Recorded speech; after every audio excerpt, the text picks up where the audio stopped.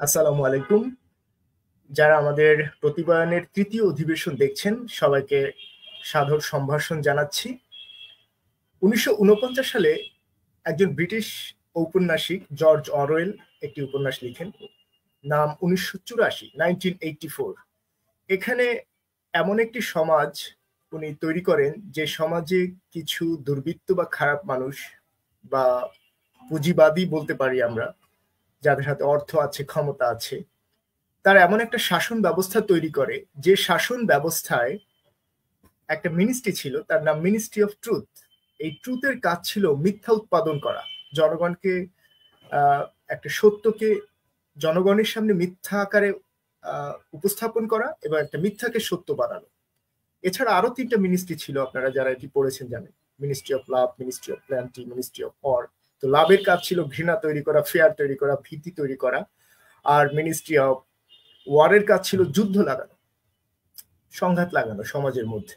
R ministry of প্ল্যান্টির কাজ ছিল সমাজের ক্ষুধা, দুর্ভিক্ষ, অনিয়ম ইত্যাদি তৈরি করা। আর এই সবগুলো অনিয়মকে জনগণের কাছে সত্য আকারে, তার জন্য এটা পজিটিভ, নেগেটিভ বিষয়ও পজিটিভ, এটা দেখানোর কাজ ছিল মূলত মিনিস্ট্রি অফ ট্রুথের।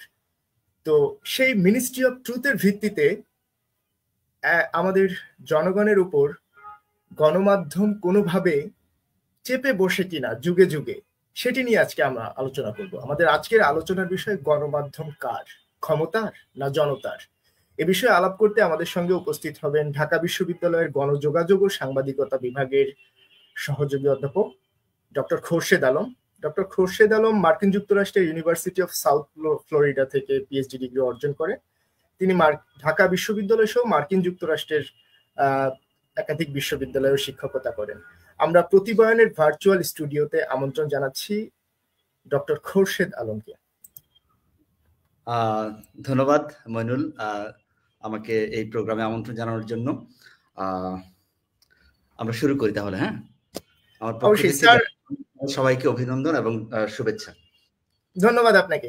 স্যার, আমরা মূলত আজকে আলোচনা করব গণমাধ্যমের সাথে ক্ষমতা বা পুঁজি বা অর্থের সম্পর্ক নিয়ে। আমরা সম্প্রতি জানি আপনি 26 অক্টোবর 2024 সালে বিষয়ে এই নতুন বাংলাদেশের সর্বপ্রথম গণমাধ্যমকে ডিকোড করে ঠিক কিভাবে পাস্ট ডিকেড গুলোতে বাংলাদেশে গণমাধ্যম কাজ করেছে সেটি নিয়ে একটা ভালো কাজ করেছেন। আশা করি আরো কাজ, এই কাজটা আপনার চলমান এবং একটা পূর্ণাঙ্গ রূপে আমরা পেলে আরো স্বচ্ছ একটা ধারণা পাবো। তার আগে আমরা জানতে চাই স্যার, আমরা বিভিন্ন সময় পড়েছি নানা কিছু গণমাধ্যমের সংজ্ঞা।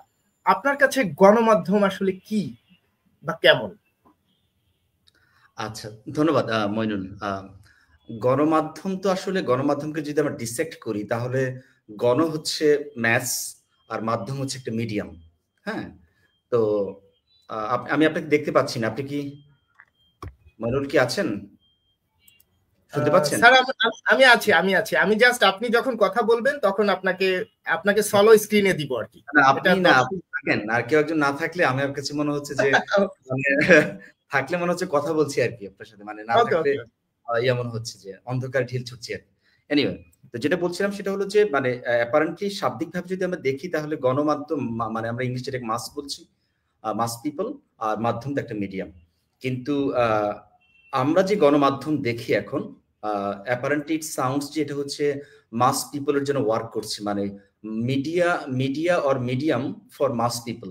কিন্তু আলটিমেটলি আমরা দেখছি এটা একটা প্রচার মাধ্যম আকারে কাজ করছে, এবং এই প্রচার মাধ্যমটা হচ্ছে ক্ষমতাসীন যারা ক্ষমতা থাকে, যারা এম্পাওয়ার্ড, যারা প্রিভিলেজড, যারা সুবিধাভোগী, তাদের মাধ্যম। তার ফলে যে রুলিং আইডিয়াস গুলো, আমি যদি কার্ল মার্কসকে ধার করে বলি যে ruling ideas are the ideas of ruling class, যে আসলে মানে ম্যাস মিডিয়াতে বা গণমাধ্যমে যে আইডিয়াস গুলো প্রতিনিয়ত মানে প্রডিউস এবং রিপ্রডিউস করা হয়, সেই আইডিয়াগুলো আসলে হচ্ছে মানে প্রভাবশালী যারা আপার ক্লাস, আপার কাস্ট, তাদের আইডিয়াস গুলো আসলে ইয়ে করে। সেই অর্থে গণমাধ্যম নামটা আসলে মিসলিডিং। এটা আসলে প্রচার মাধ্যম হয় ভালো, এবং আমি অনেকেই এই কথাগুলো বলেছি বিভিন্ন সময়। তো আমি গণমাধ্যমকে এইভাবে ডিফাইন করি। ইনফ্যাক্ট যেটা হলো যে আপনার আপাতত যেটা আমরা দেখছি যে এখন একটা পুঁজিবাদী বিশ্ব ব্যবস্থা বা মোড অফ প্রোডাকশনের মধ্যে গণমাধ্যম আসলে কিছু কর্পোরেট সেক্টরের ওয়াচডগের পরিবর্তে ল্যাপডগ আকারে কাজ করছে, আমরা দেখছি। এবং এটা একটা হিস্ট্রি আছে, আমরা হিস্ট্রিতে হয়তো পরে আবার ঢুকবো যদি আপনি কোনো কোশ্চেন করেন। বুঝতে পারছি স্যার। আমি আমি একটু যুক্ত করি যে তার মানে গণমাধ্যমের সাথে আমরা যে গণের সম্পর্কটা মানে আমরা ভাবতাম যে গণমাধ্যম মানে আসলে মানুষের কথা বলবে, গণের কথা বলবে, সাধারণের কথা বলবে। এইটা আর অর্থটা কি এই অর্থে থাকছে না? মানে এটা কি কোনোভাবে ব্যবসায়ী বা যার হাতে অর্থ বা পুঁজি আছে তার মাধ্যম হয়ে গিয়েছে, বা কিভাবে হলো এটা, পরিণতিটা হলো কিভাবে? একটা সময় ছিল যখন ধরা যাক মানে মডার্ন যে স্টেট সিস্টেমটা, মডার্ন স্টেট সিস্টেম আসার আগের একটা সময় ছিল যে চার্চ একটা সিগনিফিকেন্ট রোল প্লে করতো, বিশেষ করে ইউরোপিয়ান সোসাইটিতে। হ্যাঁ, তো সেই চার্চের ব্যাপারটা পরবর্তীতে আমরা মডার্ন স্টেট সিস্টেম আসার পরে আমরা দেখছি যে রাষ্ট্রের যে গুরুত্বপূর্ণ মানে প্রধান তিনটা অর্গান, আইন, বিচার এবং নির্বাহী বিভাগ, এর পাশাপাশি চার্চের একটা রোল প্লে করা শুরু করেছে ম্যাস মিডিয়া। এবং তখন নতুন প্রযুক্তি এসেছে, প্রেস এসেছে, এবং তার ফলে আমরা দেখি চার্চের রোলটা প্লে করতে শুরু করেছে মিডিয়া, এবং মিডিয়া একটা ওয়াচ ডগ রোল প্লে করা শুরু করে। কিন্তু ইন কোর্স অফ টাইম আমরা দেখি যে আসলে এই মিডিয়াটা, যে মিডিয়াটা একসময় আমরা এখানে কাঙ্গাল হরিনাথের যে আমরা গ্রাম বার্তা প্রকাশিকার নাম জানি, এরকম অনেক ছোট ছোট উদ্যোগে, ব্যক্তি উদ্যোগে যারা মানুষের স্বার্থের জন্য মানুষের কণ্ঠস্বর হিসাবে মানে সংবাদপত্র একসময় বের করেছেন, কিন্তু আমরা পরবর্তীতে দেখি এগুলো কর্পোরেট সেক্টরের দখলে চলে যায়। এবং কর্পোরেট সেক্টরের দখলে যাওয়া মানে একটা বড় ব্যাপার হচ্ছে যে বিশেষ করে যখন পুঁজি আপনার এক ধরনের ইম্পেরিয়ালিস্ট একটা রূপ পরিগ্রহ করে এবং সেকেন্ড ওয়ার্ল্ড ওয়ারের পর থেকে, তখন আমরা দেখি যে একটা মিডিয়া মার্জার তৈরি হয়। এবং সেই ক্ষেত্রে বেন বাগডিকিয়ানের বিখ্যাত সেই বই আপনারা জানেন যে মিডিয়া মনোপলি, যেখানে রাইট, মিডিয়া মনোপলি বইটা, যেটা উনি অবশ্য পরবর্তী নিউ মিডিয়া বের করেছেন, যে এইটি যে যেখানে 50টা আপনার মিডিয়া কর্পোরেশন গোটা ওয়ার্ল্ড কন্ট্রোল করতো, সেটা আমরা দেখি 90 মানে 30টা হয়ে গেছে, এবং সেটা 0 দশকে এসে 8টা হয়েছে, এবং বর্তমানে সেটা হচ্ছে মাত্র 6টা কর্পোরেশন গোটা ওয়ার্ল্ডের 90% আপনার সংবাদ বা তথ্যকে নিয়ন্ত্রণ করে। একইভাবে যদি এজেন্সির দিকে আমরা তাকাই, আমরা দেখি 4টা এজেন্সি, যেমন এপি, রয়টার্স এবং সিনহুয়া, এই 4টা এজেন্সি, নিউজ এজেন্সি গোটা পৃথিবীর আপনার সংবাদের 90% কন্ট্রোল করে। তো সেই ক্ষেত্রে যেটা হয়েছে আমরা দেখি যে আসলে কর্পোরেটাইজেশন বাড়ার ফলে আপনার গণমাধ্যম তার যে চরিত্রটা আগে ছিল ওয়াচডগের, তার পরিবর্তে এখন সেটা ল্যাপডগ আকারে কাজ করতে ক্ষমতাসীনদের। তো সেই অর্থে গণমাধ্যম এখন আসলে গণমানুষের কথা বলে না।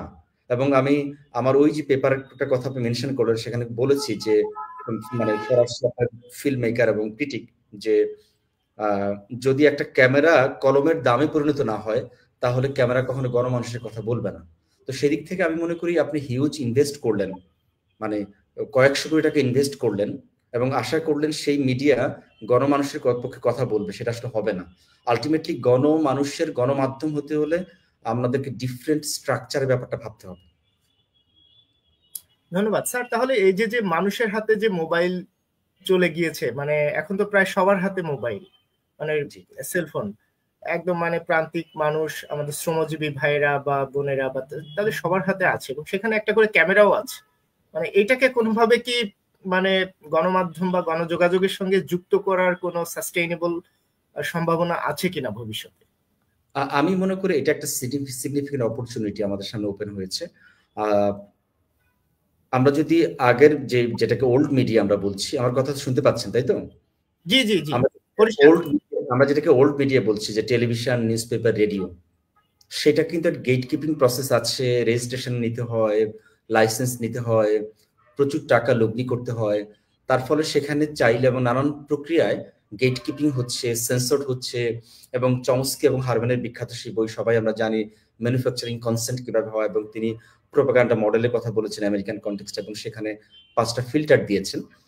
তো নানান প্রক্রিয়া সেগুলো গেট কিপিং হচ্ছে, এবং তার ফলে আলটিমেটলি যে তথ্যটা নিউজ পেপারে বা টেলিভিশনে বা রেডিওতে অডিয়েন্স বা রিডার পাচ্ছে, সেটা আসলে অনেক ধাপ পার হয়ে সেটা প্রকাশিত হচ্ছে, প্রচারিত হচ্ছে, এবং সেটা আপনার এবং সেখানে নানান ধরনের নানামুখী স্বার্থ ওয়ার্ক করছে। তো সেই জায়গা থেকে যদি আমরা নিউ মিডিয়ার আলোচনায় আসি বা সোশ্যাল মিডিয়া, এবং সবার হাতে মোবাইল ফোন থাকে, স্মার্টফোন, এবং সে নানান ধরনের সোশ্যাল যে নেটওয়ার্ক, মানে আমরা যে নিউ ক্যাসেলস এর কথা যদি আমরা বলি, যে একটা নেটওয়ার্ক সোসাইটির মধ্যে আমরা আছি, এবং যেখানে ফেসবুক, টুইটার, হোয়াটসঅ্যাপ, মেসেঞ্জার, নানান ধরনের কমিউনিকেশন অ্যাপস গুলো, টুলস গুলো আমাদের হাতে আসে। সো এটা একটা বিগ অপরচুনিটি, যেটা আমি মনে করি আমাদের যোগাযোগের ধারণাটাকে ডিসেন্ট্রালাইজড করেছে, যোগাযোগের ধারণাটাকে আপনার অনেক বেশি ডেমোক্রেটিক করেছে। আগে যদি 1% লোক লিখতো, ধরা যাক 99% লোক সেটা পড়তো, কিংবা 1% মানে যদি টেলিভিশন চ্যানেলের কথা বলি, সেখানে কোনো একটা জিনিস প্রচার করা হতো বা টেলিকাস্ট করা হতো বা ব্রডকাস্ট করা হতো, সেটা 99% সেটা ওয়াচ করতো, অবজার্ভ করতো।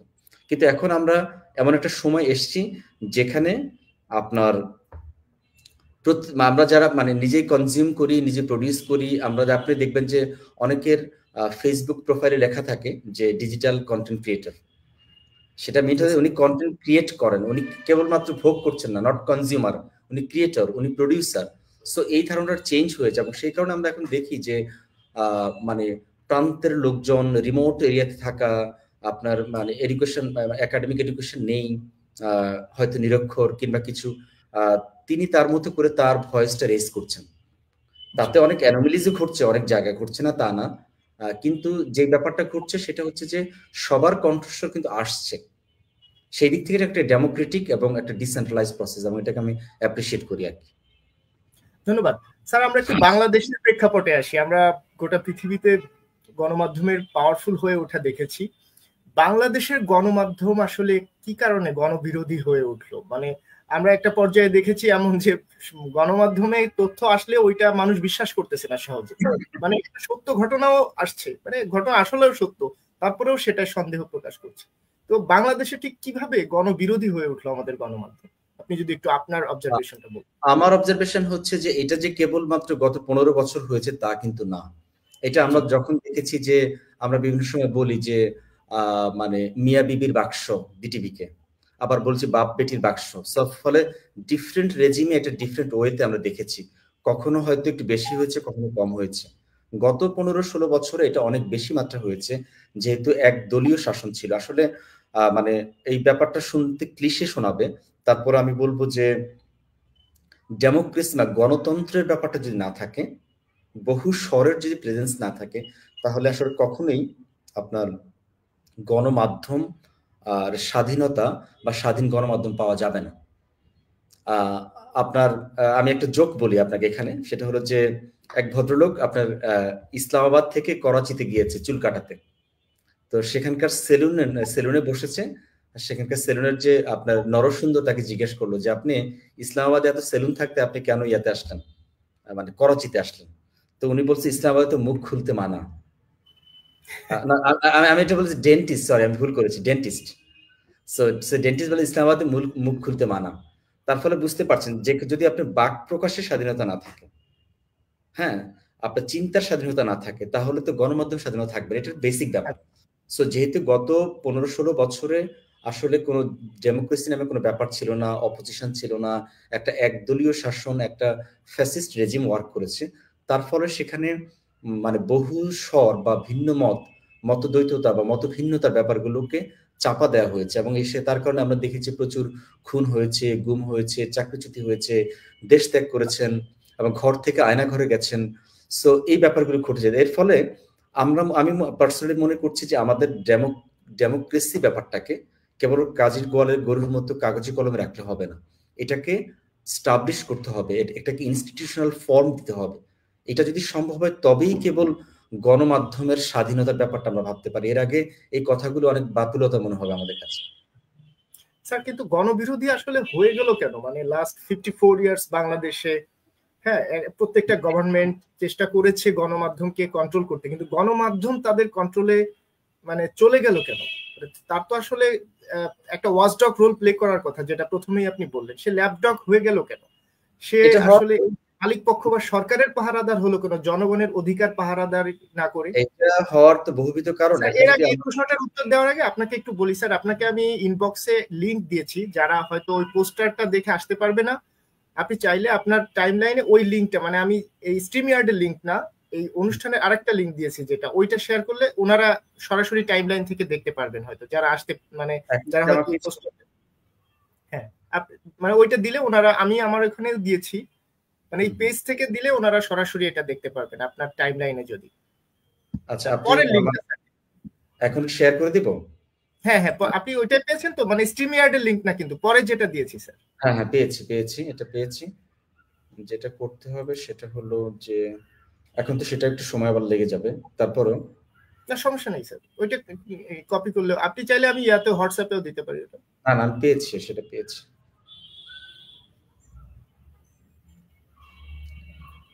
আমাদের সঙ্গে যারা দেখছেন দূর দূরান্ত থেকে, তারা দয়া করে আপনার এই মূল্যবান আলোচনাটা আপনারা শেয়ার করে নেবেন, কারণ বাংলাদেশে, আমরা নতুন বাংলাদেশে গণমাধ্যমের এই চরিত্রটা বোঝার জন্য সবার আগে যিনি একাডেমিক কাজটা হাজির করেছেন তিনি আমাদের সঙ্গে আছেন। আমরা আশা করব তার এই আলোচনাটা আমাদের সবাইকে সমৃদ্ধ করবে, এবং যারা বিশেষ করে পলিসি মেকিং এর জায়গায় রয়েছেন, এবং যারা একাডেমিক নানা অঙ্গনে, এবং যারা গণমাধ্যম কেন এভাবে কাজ করে সেটা জানতে চান, তারা সবাই আসলে এটা থেকে উপকৃত হতে পারবেন। তো আমি অনুরোধ করব সবাই শেয়ার করবেন, আর যারা এখন দেখছেন তারা তো শেয়ার করবেন, যারা ভবিষ্যতেও দেখবেন তারাও তাদের কোনো প্রশ্ন যদি থেকে থাকে আমাদেরকে জানাবেন। তো স্যার, যে আলোচনাটায় আমরা ছিলাম, যে লাস্ট 54 ইয়ার্স ঠিক কি কারণে গণমাধ্যম এই গণের অধিকারকে গণের অধিকারের পাহারাদার না হয়ে সেখানে ক্ষমতা বা অর্থ বা পুঁজি বা কোনো একটা গোষ্ঠী, অলিগার্ক, তাদের পাহারাদার হয়ে উঠলো, এটার পিছনে কি কাজ করে? এর একটা থিওরিটিক্যাল ইন্টারপ্রিটেশন দিয়ে আমি প্র্যাকটিক্যালে আসছি। সেটা আমরা জানি, আমরা যারা গণমাধ্যম নিয়ে বা কালচারাল স্টাডিজ নিয়ে কাজ করি, আমরা আলথুসারের নাম শুনেছি এবং তার যে ইডিওলজিক্যাল স্টেট অ্যাপারেটাস কনসেপ্টের নাম শুনেছি, আবার আপনার রিপ্রেসিভ স্টেট অ্যাপারেটাস। তো রাষ্ট্রের যে কাজটা, রাষ্ট্র তো আসলে হচ্ছে যে একটা রাষ্ট্রকে মানে মার্কসিস্ট প্যারাডাইম থেকে একটা নিপীড়ক একটা সংস্থা, যে হচ্ছে যে আসলে নানান ফর্মে সে কন্ট্রোল করে, নিপীড়ন করে। তো তার যে রিপ্রেসিভ স্টেট অ্যাপারেটাস গুলো আছে, যেমন পুলিশ বা ল এনফোর্সিং এজেন্সিস গুলো, তারা সেই কাজটা করছে, ডিরেক্টলি ডমিনেন্স তৈরি করা। আর মিডিয়ার কাজটা হচ্ছে একটা হেজিমনি ক্রিয়েট করা, এবং মিডিয়া কিংবা বিশ্ববিদ্যালয় কিংবা আমাদের এডুকেশন সিস্টেম। তো সেই ক্ষেত্রে আমরা দেখি যে আসলে গত 40 বছর 50 বছর লম্বা সময় ধরে যদি আপনি দেখি, তাহলে আমরা দেখি আসলে বাংলাদেশে ডেমোক্রেসির যে ব্যাপারটা প্রথমে বলা হলো, যে এই ব্যাপারটা আসলে একটা প্রাতিষ্ঠানিক রূপ পায়নি। যখন যে পাওয়ারে গেছে, যাচ্ছে বা আছে, তারা দেখা যাচ্ছে ট্রাই করে যে পিপলস মাইন্ডকে রিড না করে, পিপলসের চাওয়াটাকে আপনার তার চাওয়াটা বা প্রত্যাশা পূরণের পরিবর্তে তার একটা টার্গেট থাকে এক ধরনের, তার পক্ষে একজন হেজিমনি বা ডিসকোর্স তৈরি করা, তার পক্ষে ন্যারেটিভগুলো তৈরি করা। এবং বিশেষ করে গত 15 বছর এই ঘটনাগুলো বেশি ঘটেছে, তার কারণ যেহেতু একটা অনির্বাচিত সরকার, এবং অনির্বাচিত সরকারকে টিকে থাকতে হয়েছে আপনার সামরিক বেসামরিক আমলা, ল এনফোর্সিং এজেন্সিস গুলো, এবং পাশাপাশি তাকে গণমাধ্যমের মাধ্যমে। তার কারণ তাকে প্রতিনিয়ত নানান ধরনের ডিসকোর্স তৈরি করতে হয়েছে, কখনো মুক্তিযুদ্ধ, কখনো বেঙ্গলি ন্যাশনালিজম, কখনো কোট আনকোট সেকুলারিজম, কখনো হচ্ছে উন্নয়ন, নানান ধরনের ডিসকোর্স তৈরি করে তাকে পাওয়ারে থাকতে হয়েছে। আর ডিসকোর্স তৈরি করে সেটাকে তো প্রচার বা প্রসার করতে হবে, প্রোপাগান্ডা চালাতে হবে, তার জন্য তার গণমাধ্যমটা দরকার। তার ফলে আমরা দেখি যে গত মানে স্বাধীনতার পর থেকে এই পর্যন্ত আমরা বিভিন্ন সরকারের সময় দেখি যে টেলিভিশন লাইসেন্সিং বা নিউজ পেপার রেজিস্ট্রেশনের ব্যাপারগুলো গভর্নমেন্ট স্ট্রিক্টলি হ্যান্ডেল করে, এবং তার যে মানে বিরুদ্ধ মত যেগুলো থাকে বা অপোজিশন পার্টির যে মিডিয়াগুলো থাকে, সেগুলি ইদার সে আপনার নানানভাবে কন্ট্রোল করছে, সেখানে বিজ্ঞাপন দিচ্ছে না, সরকারি বিজ্ঞাপন দিচ্ছে না, বেসরকারি বিজ্ঞাপন যেন না দেওয়া হয় সেক্ষেত্রে গোয়েন্দা সংস্থা কাজ করছে। অন্যদিকে আপনার দেখা যায় যে কোনো ক্ষেত্রে লাইসেন্স বাতিল করা হচ্ছে। এমনকি এই জিনিসটা আমরা জানতে পেরেছি যে বঙ্গবন্ধু স্যাটেলাইট চালু হওয়ার পর লাইসেন্স বাতিল হওয়ার সম্ভাবনা আরো বেশ বেড়ে গেছে। তার একটা বড় কারণ হচ্ছে এর আগে যে স্যাটেলাইটটা ইউজ করা হতো সেটা বাইরের স্যাটেলাইট, তার ফলে সেটা গভর্নমেন্টের সরাসরি কন্ট্রোল ছিল না। কিন্তু যখন থেকে বঙ্গবন্ধু স্যাটেলাইট স্টার্ট করা হয়েছে, তখন থেকে গভর্নমেন্ট চাইলেই কাউকে সেই সুবিধা বঞ্চিত করতে পারতো। তার ফলে যে কোনো সময় চ্যানেল বন্ধ হয়ে যাওয়ার একটা ঝুঁকি তাকে তাড়িয়ে বেড়াতো। তো যেটা বলছিলাম সেটা হচ্ছে, আগে আমাদের রাজনৈতিক দলগুলোর মধ্যে গণতন্ত্রের চর্চা এবং আমাদের রাজনীতির মধ্যে বা গণতন্ত্রের বিকাশ এবং ডেভেলপমেন্ট জরুরি। সেটা যদি দলের অভ্যুদয়ে না থাকে, সেটা কোনোভাবে আমরা আসলে জাতীয় পর্যায়ে সেটা পাবো না। তো আমার কাছে মনে হচ্ছে আমাদের অ্যাবসেন্স অফ ডেমোক্রেসি সেটা সবচেয়ে 1 নম্বর রিজন আমার মনে হয়, যে কোনো ধরনের ভিন্ন মতকে প্রশ্রয় কিংবা আপনার ছাড় না দেওয়ার যে একটা প্রবণতা, সেটা আর কি আমি দেখছি। ধন্যবাদ স্যার। আমরা একটু আরেকটা বিষয় জানতে চাই যে আপনার পেপারটায় আমি উপস্থিত ছিলাম যখন আপনি প্রেজেন্ট করেছিলেন। সেখানে এই তথ্যটা দিয়েছিলেন আপনি প্রফেসর আলী রিয়াজ স্যার এবং সাজ্জাদুর রহমান নামক একজন গবেষক, ওনারা who owns the media in Bangladesh নামক একটা মানে রাইট। সিজিএস এর তত্ত্বাবধানে এবং এনইডি মানে মার্কিন যুক্তরাষ্ট্রের একটা সংস্থার ফান্ডিং এর মাধ্যমে একটা গবেষণা করেন। সেখানে ওনারা দেখতে পান যে বাংলাদেশের প্রধান 48টি মিডিয়া হচ্ছে 32টি ব্যবসায়ী গ্রুপের হাতে। তো রাইট। সরকার ধরেন স্যার আপনার বিজ্ঞাপন বা নানা নীতিমালা দিয়ে হয়তো তার পক্ষে ন্যারেটিভ উৎপাদনের জন্য একটা প্রেসার ক্রিয়েট করে, কিন্তু এই যে যে ব্যবসায়ী গ্রুপ রয়েছে স্যার, এরা তো অনেক সময় মানে নিজেদের এজেন্ডাও বাস্তবায়ন করতে পারে। তো আমরা কি এমন ভাবে রিড করছি কিনা যে সব সরকারকে বলতেছি, কিন্তু আদতে আমরা দেখা যাচ্ছে যে একটা একটা ডিপ সরকার আরেকটা রয়েছে ডিপ স্টেট হিসেবে, যারা এই পুঁজিবাদী, যারা এই যে মিডিয়াগুলোর মালিক। তো তাদের কি কোনো রোল আছে কিনা স্যার আমাদের গণমাধ্যমের গণসত্তাকে লুটে নেওয়ার জন্য? আপনি তো ধরেন সরকার থেকে সরকার মানে রাজনৈতিক দল থেকে বা সরকার থেকে ব্যবসায়ীদের আলাদা করছেন। আসলে ব্যবসায়ী থেকে সরকারকে আলাদা করার সুযোগও খুব একটা নেই। আমি রিসেন্ট ইনফরমেশন আমার হাতে নেই। অনেকদিন আগে নানান ধরনের পত্রপত্রিকা দেখেছি বিভিন্ন সময় যে এই গভর্নমেন্টের মানে আমি কোন গভর্নমেন্ট স্পেসিফিক বলছি না, যে একটা গভর্নমেন্টের রিপোর্ট সম্ভবত 5-7 বছর আগে দেখেছি যে এখানে তারা গুনে গুনে বলেছেন যে মানে টোটাল আউট অফ 300 এর মধ্যে 173 হচ্ছে ব্যবসায়ী। যদি সাংসদ হয় 300 জন, মানে যদি কি 300 জন সাংসদের মধ্যে 173 জন হচ্ছে ব্যবসায়ী, তাহলে আপনি ব্যবসায়ীদের থেকে রাজনীতিবিদ আলাদা করতে পারছেন না, সেটা করার সুযোগ কিন্তু খুব একটা নেই। তো তার ফলে ব্যবসায়ী মানে রাজনীতিবিদ এটা হচ্ছে পলিটিশিয়ান কাম বিজনেস পার্সন কাম পলিটিশিয়ান, এটা হয়ে গেছে। আচ্ছা, আরেকটা হলো যে যারা রাজনীতি করছেন তারা আপনার আবার পত্রিকাও বা মিডিয়া ওপেন করছেন, মালিক হচ্ছেন, এবং এই প্রবণতা কিন্তু রিসেন্ট তা কিন্তু না। যেমন আমি আজকে আমার একটা ক্লাসে পিআইবিতে আমরা আলাপ করছিলাম যে ধরা যাক মাওলানা ভাসানী হচ্ছে ইত্তেফাক পত্রিকার প্রকাশক, আবার উনি একই বছর 1949 সালে মানে আওয়ামী মুসলিম লীগের প্রতিষ্ঠাতা। তা আপনি দেখেন একই বছর ইত্তেফাকে প্রকাশনা করেছেন, আবার একই বছর তিনি একটা রাজনৈতিক দল করেছেন। ইত্তেহাদ পত্রিকা হচ্ছে আবার সোহরাওয়ার্দীর। হ্যাঁ, তো এখন যেটা বলছি সেটা হচ্ছে রাজনীতিবিদদের সাংবাদিকতা করা বা সাংবাদিকের সাথে ইনভলভ থাকা বা সম্পাদক হওয়া, এই প্রবণতা কিন্তু আমরা ইতিহাসে দেখি। কিন্তু একটা সময় যেহেতু রাজনীতি এতটা কর্পোরেটাইজেশন হয়নি রাজনীতির মধ্যে, রাজনীতির যারা রাজনীতিবিদ তাদের সাথে পিপলের কানেকশনটা ডিরেক্ট ছিল। রাজনীতিবিদরা ধোয়া তুলসী পাতা আগে ছিল তা না, কিন্তু তাদের কানেকশনটা অনেক গিয়েছিল মানে পিপলের সাথে কানেকশনটা। তার ফলে আমরা তাদের পিপলস এর কণ্ঠস্বর অনেকভাবে এসেছে বিভিন্ন জায়গায়, মানে অর্থাৎ কর্পোরেটাইজেশন ব্যাপারটা ঘটেনি। কিন্তু এই কর্পোরেটাইজেশনের সাথে হচ্ছে অ্যাডভান্স ক্যাপিটালিজম বা আপনার আমি যদি বলি যে লেট ক্যাপিটালিজম একটা যোগ আছে। ফলে আমরা এখন যে সাংবাদিকতার চেহারাটা দেখি, এবং এটা বেসিক্যালি 50s থেকে স্টার্ট হয়েছে, যেটা একটু আগে বাগডিকেন এক্সাম্পল দিয়ে বললাম যে মিডিয়ার যে কর্পোরেটাইজেশনের ব্যাপারটা, একটা সময় সাংবাদিকতার সাথে রাজনীতিবিদদের সম্পর্ক ছিল, কিন্তু তারপরে কর্পোরেট সেক্টর দেখলো এটা বিজনেসের একটা ভালো খাত, এইটাকে যদি আমরা করতে পারি, আমার আর 5টা বিজনেস থাকবে, যদি পাশাপাশি আমার মিডিয়া একটা হাতে থাকে এক বা একাধিক, তাহলে আমরা আমাদের বিজনেসটাকে আরো আপনার চাঙ্গা করতে পারবো। আমি এক্সাম্পল দেই, ধরা যাক এই এক্সাম্পল আমি পেপারও দিয়েছিলাম যে এসএ টেলিভিশনের যে মালিক, তাদের একটা কুরিয়ার সার্ভিস আছে। তো তারা ভাবলো যে কুরিয়ার সার্ভিসে সারা দেশে যখন গাড়ি নিয়ে মানে ঘোরাঘুরি করে, এদিক এই প্রান্ত থেকে ওই প্রান্ত যায়, তাদের যে পরিমাণ চাঁদা দিতে হয় তাতে হিউজ টাকা গুনতে হচ্ছে। সো তার পরিবর্তে আমি যদি একটা চ্যানেল ওপেন করি এবং চ্যানেলের লোগো ইউজ করি আমার 450 গাড়িতে, তাহলে আমার চাঁদা দিতে হচ্ছে না, পাশাপাশি আমার একটা চ্যানেলও রইল। একইভাবে বসুন্ধরা গ্রুপের হাতে 6টা মিডিয়া এখন ডিরেক্টলি বসুন্ধরা গ্রুপের হাতে। তা আপনি এভাবে দেখবেন যে মিডিয়া মার্জার বা মনোপলি ব্যাপারটা কেবল গ্লোবালি না, লোকালি হচ্ছে, এবং বিভিন্ন বড় বড় কর্পোরেশন গুলো দেখছে তার হাতে এক বা একাধিক মিডিয়া থাকা হলে সে ব্যবসা বাড়তি সুবিধা পায়। এই সুবিধাটা দুভাবে পায়।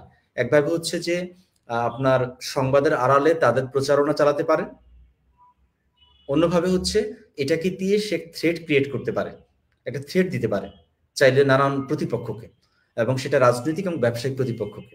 সো যেটা হয়েছে যে আমাদের স্টাডি বলছে যে বাংলাদেশে এই মুহূর্তে যদি 25-30টা চ্যানেল থেকে থাকে, তাহলে কয়েকটা চ্যানেলের পরে বাকি সবগুলি হচ্ছে অলাভজনক। এবং এদের অনেকেই ঠিকঠাক মতো বেতন দিচ্ছে না এবং খুবই আপনার লো পেইড সেখানে যারা কর্মরত। এবং তারা কিন্তু আমাদের উপদেষ্টা নাহিদ ইসলাম তিনি বলেছেন যে ম্যাক্সিমাম চ্যানেলই তারা ওয়েজ বোর্ড বাস্তবায়ন চান না এবং ম্যাক্সিমাম নিউজ পেপারই চান না। এমনকি এটাও আপনি জানেন যে সংবাদপত্রের ক্ষেত্রে নবম ওয়েজ বোর্ড আছে, একটা ওয়েজ বোর্ড আছে, কিন্তু টেলিভিশন চ্যানেলের ক্ষেত্রে কোনো ওয়েজ বোর্ড নেই এবং তারা সেটা চায়ও না ওয়েজ বোর্ড। তার ফলে যেটা বলছিলাম আপনার তারা কিন্তু শুধুমাত্র তার চ্যানেল থেকে লাভ প্রফিটেবল না সেটা, বাট সেটাকে রাখছে কেন? তার কারণ এটা হচ্ছে রাখতে হয়, রাখলে তার অপরাপর যে সিস্টার কনসার্নস গুলো আছে সেটাকে সে প্রফিটেবল করে, কিংবা তার হয়তো অনেক ক্ষেত্রে ইলিগাল মানি থাকে বা ইলিগাল অ্যাক্টিভিটি থাকে, সেগুলোকে জাস্টিফাই করা যায়। ধন্যবাদ স্যার। আমরা একটু আপনার আলাপটা থেকে যদি আমরা একটা রেজাল্ট দাঁড় করাতে চাই সংক্ষেপে, যদিও এটা মানে কনক্লুশন ড্র করা আসলে, সেটা হচ্ছে রাজনীতিবিদ রাজনীতির জায়গায় থাকবেন, ব্যবসায়ী ব্যবসা করবেন। ব্যবসায়ী তো আসলে জনগণ বা সাধারণ মানুষের কাছে পণ্য বিক্রি করে তারপরে লাভবান হন, তার সাথে সাধারণ জনগণের তো বন্ধুত্ব সুলভ সম্পর্ক হওয়ার কোনো সুযোগ নেই, মানে পুঁজিবাদী বা লিবারেল যে কোনো ইকোনমিতেই। অন্যদিকে সরকারের সাথে যদি একজন ব্যবসায়ীর সংযোগ ঘটে, তাহলে তো তার যে ইন্টারেস্ট, ব্যবসায়ী তো সবসময় মুনাফা বা লাভ প্রফিট খুঁজবে, তার ইন্টারেস্ট সরকারের সাথে যুক্ত হয়ে যাবে এনিহাও, ক্ষমতার সাথে। তাহলে এই সরকার এবং ক্ষমতা যখন আবার এক হয়ে যাবে, তার সঙ্গে তো সাংবাদিকদের সুসম্পর্ক হওয়ার কথা না। সাংবাদিক তো একটা ওয়াচডগ হিসেবে জনগণের অধিকার বা সাধারণের অধিকার দেখবে, ইভেন সরকারও যদি ডিরেলড হয় তাকেও দেখবে। কিন্তু এই যে নেক্সাসটা সাংবাদিক এবং ব্যবসায়ী এবং রাজনীতিক, এই তিন গ্রুপের নেক্সাসটা কি কোনোভাবে গণদুশ্মন আকারে মানে রূপান্তরিত হচ্ছে কিনা, গণশত্রু আকারে তারা আসছে কিনা? এই নেক্সাসটা তো আসলে পৃথিবীর কোনো সিভিল স্টেটে বা একটা আদর্শ রিপাবলিকে হওয়ার কথা না, মানে দহরম মহরম সম্পর্ক তাদের হওয়ার কথা না। এটা সত্যি কথা যে আসলে আপনার রাজশাহী ইউনিভার্সিটির প্রফেসর আল মামুন একটা টার্ম ব্যবহার করেছেন যে আপনার উনি কি ওনার টার্মটা কি জানো, শিকারী সাংবাদিকতা। শিকারী সাংবাদিকতা, প্রিডেটরি জার্নালিজম। আমি পার্সোনালি সেটাকে লেজুর ভিত্তিক বা লেজুর সাংবাদিকতা বা এরকম করে একটা নামে ডাকি। এনিওয়ে, তো যেটা বলছিলাম যে সেটা হলো আসলে এই নেক্সাসটা, মানে যদি কেউ সত্যিকারের সাংবাদিক হয়, সত্যিকারের মিডিয়া বরাবর অপোজিশনে থাকবে। সত্যিকার মিডিয়া মানেই অপোজিশন। তার কারণ সে কিন্তু পাওয়ার স্ট্রাকচারকে সার্ভিল করবে, মনিটর করবে এবং তার ক্রিটিক করবে, ঠিক আছে? কিন্তু সে যদি আপনার গভর্নমেন্টের পাওয়ার আকারে কাজ করে, বুঝতে হবে আসলে সে তার আদর্শচ্যুত হয়েছে কিংবা সে তার রেসপন্সিবিলিটি ওন করছে না বা পালন করছে না। তো সেদিক থেকে এই যে নেক্সাস, আপনার মিডিয়া আপনার কর্পোরেট সেক্টর, তারপরে রাজনীতিবিদ, এমনকি এর সাথে গোয়েন্দা সংস্থা দেশি বিদেশি ইনভলভ আছে, এই নেক্সাসটা হচ্ছে একটা মিথজীবিতামূলক বা আতাতমূলক বা সিম্বায়োটিক রিলেশনশিপ সম্পর্ক আর কি যাদের মধ্যে। ফলে এরা একে অপরের সাথে আপনার লেনা দেনার সম্পর্ক আছে, যেটা স্পষ্ট বোঝা যাচ্ছে। এবং কিভাবে বোঝা যাচ্ছে? যে রিসেন্টলি আমরা নানান সাংবাদিককে অ্যারেস্ট হতে দেখেছি এবং তাদের যে পরিমাণ ফান্ড দেখা যাচ্ছে। আমি আজকে দেখলাম একটু আগে ফেসবুকে যে আমাদের সাবেক প্রধানমন্ত্রীর যে প্রেস সচিব নাইমুল ইসলাম খান, ওনার অ্যাকাউন্ট হচ্ছে 163টা, 163 অ্যাকাউন্ট, এবং সেখানে 450 কোটি টাকা পাওয়া গেছে। তো আপনি জাস্ট একটা এক্সাম্পল আজকের দিলাম, আমি আজকে দেখতে পেলাম। এখন এই ব্যাপারগুলোর কারণে এরকম হয়েছে। এবং এটা কিন্তু সাংবাদিকতার ক্ষেত্রে যারা একটু উপরে মানে উপরের লেভেলের জবগুলো করছে, মানে আপনার যারা পলিসি মেকার, ডিসিশন মেকার, যারা অপারেট করছে, তারা, এটা কিন্তু সাংবাদিকদের মধ্যে যারা লোয়ার টায়ারে আছে বা মিড টায়ারে, তারা কিন্তু না। এবং তারা তাদের ম্যাক্সিমাম অনেস্টির সাথে তার যে ন্যায্য বেতন এবং সেটা দিয়ে সে তার জীবন জীবিকা নির্বাহ করার চেষ্টা করে। এমনকি এই আন্দোলনে আমরা জানি, ব্যক্তিগতভাবে আপনিও জানেন, যে অনেকগুলো এই আন্দোলনের কোনো মিডিয়া তো আন্দোলনের পক্ষে ডিরেক্টলি করেনি, জানেন, কোনো চ্যানেলই করেনি। সব চ্যানেল গভর্নমেন্টের দালালি করেছে জুলাই গণঅভ্যুত্থানে। কিন্তু অনেক সাংবাদিক ব্যক্তিগতভাবে আন্দোলনের পক্ষে ছিল। তারা কিন্তু যারা আন্দোলন করছে তাদেরকে নানান ধরনের তথ্য সরবরাহ করতো। আমরা জানি ঢাকা বিশ্ববিদ্যালয় সাংবাদিক সমিতির অনেকে এটা করেছে, এমনকি রাষ্ট্রীয় পর্যায়ে অনেক জাতীয় পর্যায়ে অনেক সাংবাদিক করেছে। তারা ব্যক্তিগতভাবে আন্দোলনের পক্ষে ছিল, কিন্তু তার মিডিয়ার পলিসি আন্দোলনের বিপক্ষে। এবং সেই কারণে তাকে মিডিয়ার জবটা ধরে রাখার জন্য তাকে সেই আপনার এটা করতে হয়েছে। এবং সেই ক্ষেত্রে যে 2-4 জন সাংবাদিক, যেমন যমুনা টেলিভিশন সাংবাদিককে মাথায় তুলে নাচতেও আমরা দেখেছি, যারা হ্যাঁ প্রো স্টুডেন্ট ছিল। কিন্তু একটা সময় ছিল, দেখেন এটা তো একটা বাংলাদেশের ইতিহাসে আমি বলবো সবচেয়ে বড়, যদি ছাত্রদের আন্দোলন আকারে ধরি, সবচেয়ে বড় ছাত্র আন্দোলন বাংলাদেশের, শুধু বাংলাদেশ না, পূর্ব পাকিস্তান, বাংলাদেশের গোটা ইতিহাস 47 পরবর্তী যদি আমরা দেখি বা আমাদের হিস্ট্রিতে। কিন্তু আপনি যদি 52-র ভাষা আন্দোলনের কথা দেখেন, 52-র ভাষা আন্দোলনে আপনার 52-র ভাষা আন্দোলনে মর্নিং নিউজের সাংবাদিক ছিলেন ফজলে লোহানী। তিনি কিন্তু ভাষা আন্দোলনের ছাত্রদের বিপক্ষে অবস্থান নেওয়ার কারণে পত্রিকায় তিনি পদত্যাগ করেছেন। তো আমরা কিন্তু এরকম হিস্ট্রি দেখিনি, মানে আমাদের সাংবাদিকতায়, যে না না, আমাদের কেউ তো পদত্যাগ করেনি, তাদের জোর করে পদত্যাগ করানো হয়েছে, তাও তারা সেটাতেও গোস্বা করছেন। তাদের যে অবস্থানটা গণবিরোধী ছিল সেটা তারা আমার মনে হয় না রিমোর্স করেছেন। কিন্তু এটাই তো ঘুরতে পারতো, অ্যাটলিস্ট 2-1 জনের ক্ষেত্রে ঘুরতে পারতো, যে তার মিডিয়ার পলিসি স্টুডেন্টদের এগেইনস্টে, ফলে সে পদত্যাগ করবে, এবং সেটা একটা প্রেসিডেন্স হতে পারতো। বাট সেরকম রেকর্ড কিন্তু নেই। এনিওয়ে, তারপরও আমরা ব্যক্তিগতভাবে জানি যে ইনফরমালি যে অনেক সাংবাদিকই আন্দোলনের পক্ষে কাজ করেছে, যদিও তার গণমাধ্যম, তার মিডিয়াটা ছিল সরকারের পক্ষে। তো আমাদের প্রশ্নটা কি ছিল জানো? প্রশ্নটা হচ্ছে যে ব্যবসায়ী, রাজনীতিবিদ বা সরকার এবং সাংবাদিক তারা যখন এক হয়ে কাজ করে, তখন কি তারা কোনোভাবে জনগণের বন্ধু হইতে পারে? না, কোনোভাবেই হতে পারে না। এবং আমি আমার আগের এক কথা ফিরে যাই, সাংবাদিক বা মিডিয়া বরাবর অপোজিশনে থাকবে। তার কাজই হবে ওয়াচডগ রোল প্লে করা এবং প্রতিনিয়ত ক্রিটিক করা। ইউনিভার্সিটি ওপেন আছে, থাকবে, এটা নিয়ে তো আর আলাপের কিছু নাই। কিন্তু ইউনিভার্সিটি বন্ধ, এক্সাম হচ্ছে না, স্টুডেন্টরা ডিপ্রাইভ হচ্ছে, কিংবা হলে উঠতে পারছে না, গেস্ট রুম, গণরুম, এগুলো নিয়ে সে প্রতিনিয়তই করতে থাকবে, মানে রিপোর্ট করতে থাকবে। ফলে মিডিয়ার কাজ হচ্ছে অপোজিশনের কাজ, রোল প্লে করা। মিডিয়া কিন্তু, এবং দেখবেন যে আমি নাম বলছি না, কোন মিডিয়া নিয়ে যত ক্রিটিকই হোক বাংলাদেশে, যেমন আমি নামই বলি প্রথম আলো এবং ডেইলি স্টার, তাদের নিয়ে অনেক ধরনের ক্রিটিক আছে, বিশেষ করে ইসলামোফোবিক বলে, কিংবা সরি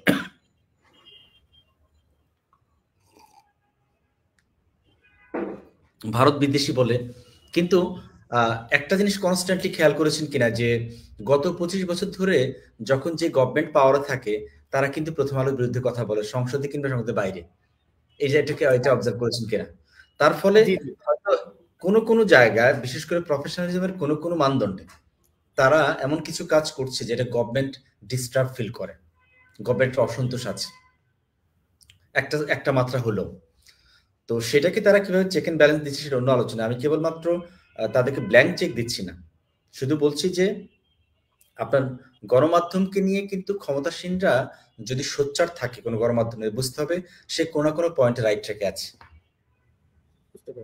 তার অন্য আদার সাইডে থাকতে পারে যেটা আপনি বললেন, যে তার মানে ভারত প্রীতি বা অন্য অনেক কিছু যারা অভিযোগ করতেছেন। আমি নিজেও অনেক ক্ষেত্রে, যেমন বিএসএফ এর হত্যাকাণ্ডগুলো নিয়ে ওনাদের সফট ল্যাঙ্গুয়েজ নিয়ে ক্রিটিক করেছি, বা কিছু ক্ষেত্রে, কিন্তু তাদের পাওয়ারকে কোশ্চেন করার ক্ষেত্রে তাদের কোনো মানে ইন্টিগ্রিটির কোনো অভাব নেই। ইন্টিগ্রিটি একভাবে দেখাচ্ছে। আবার এটাও ঠিক যে প্রথম আলোকে নিয়ে আপনার যে ক্রিটিক, পার্সোনালি আমি জানি, বা অনেকের ক্রিটিকের সাথে আমি একমত, বাট এই ক্রিটিকটা কিন্তু শুধু প্রথম আলোর না। এই ক্রিটিকটা আপনি যদি ঠিকভাবে অবজার্ভ করেন, বা যদি স্টাডি করা হয়, আমরা করবো সেগুলো, স্টাডিগুলো, এটা কিন্তু প্রায় সব মিডিয়ার ক্ষেত্রে কম বেশি প্রযোজ্য। এখন মানুষ ওগুলো নিয়ে কেন কথা বলছে না? তাহলে ওগুলো অত বড় প্রতিষ্ঠান হয়ে দাঁড়ায়নি। প্রথম আলো যত বড় প্রতিষ্ঠান হয়েছে, তার ফলে প্রথম আলোকে নিয়ে কথা বলছে, বা ডেইলি স্টারকে নিয়ে। কিন্তু এই প্রবণতাগুলো বেশ কমন প্রবণতা অপরাধ মিডিয়ার ক্ষেত্রে। হ্যাঁ, আমার বাংলাদেশের অন্যান্য মিডিয়াও যে মানে প্রথম আলো হচ্ছে বেটার করেছে তা বলাই যাবে না। থ্যাংক ইউ আপনাকে। এই মূলধারার বা লিগ্যাসি মিডিয়া বলে আমরা যাদের কথা বলছি, তাদের সাথে সরকারের সম্পর্ক বা রাজনৈতিক দলের সম্পর্কটা আসলে মানে প্রেম বা প্রীতির সম্পর্ক হওয়া উচিত নয়।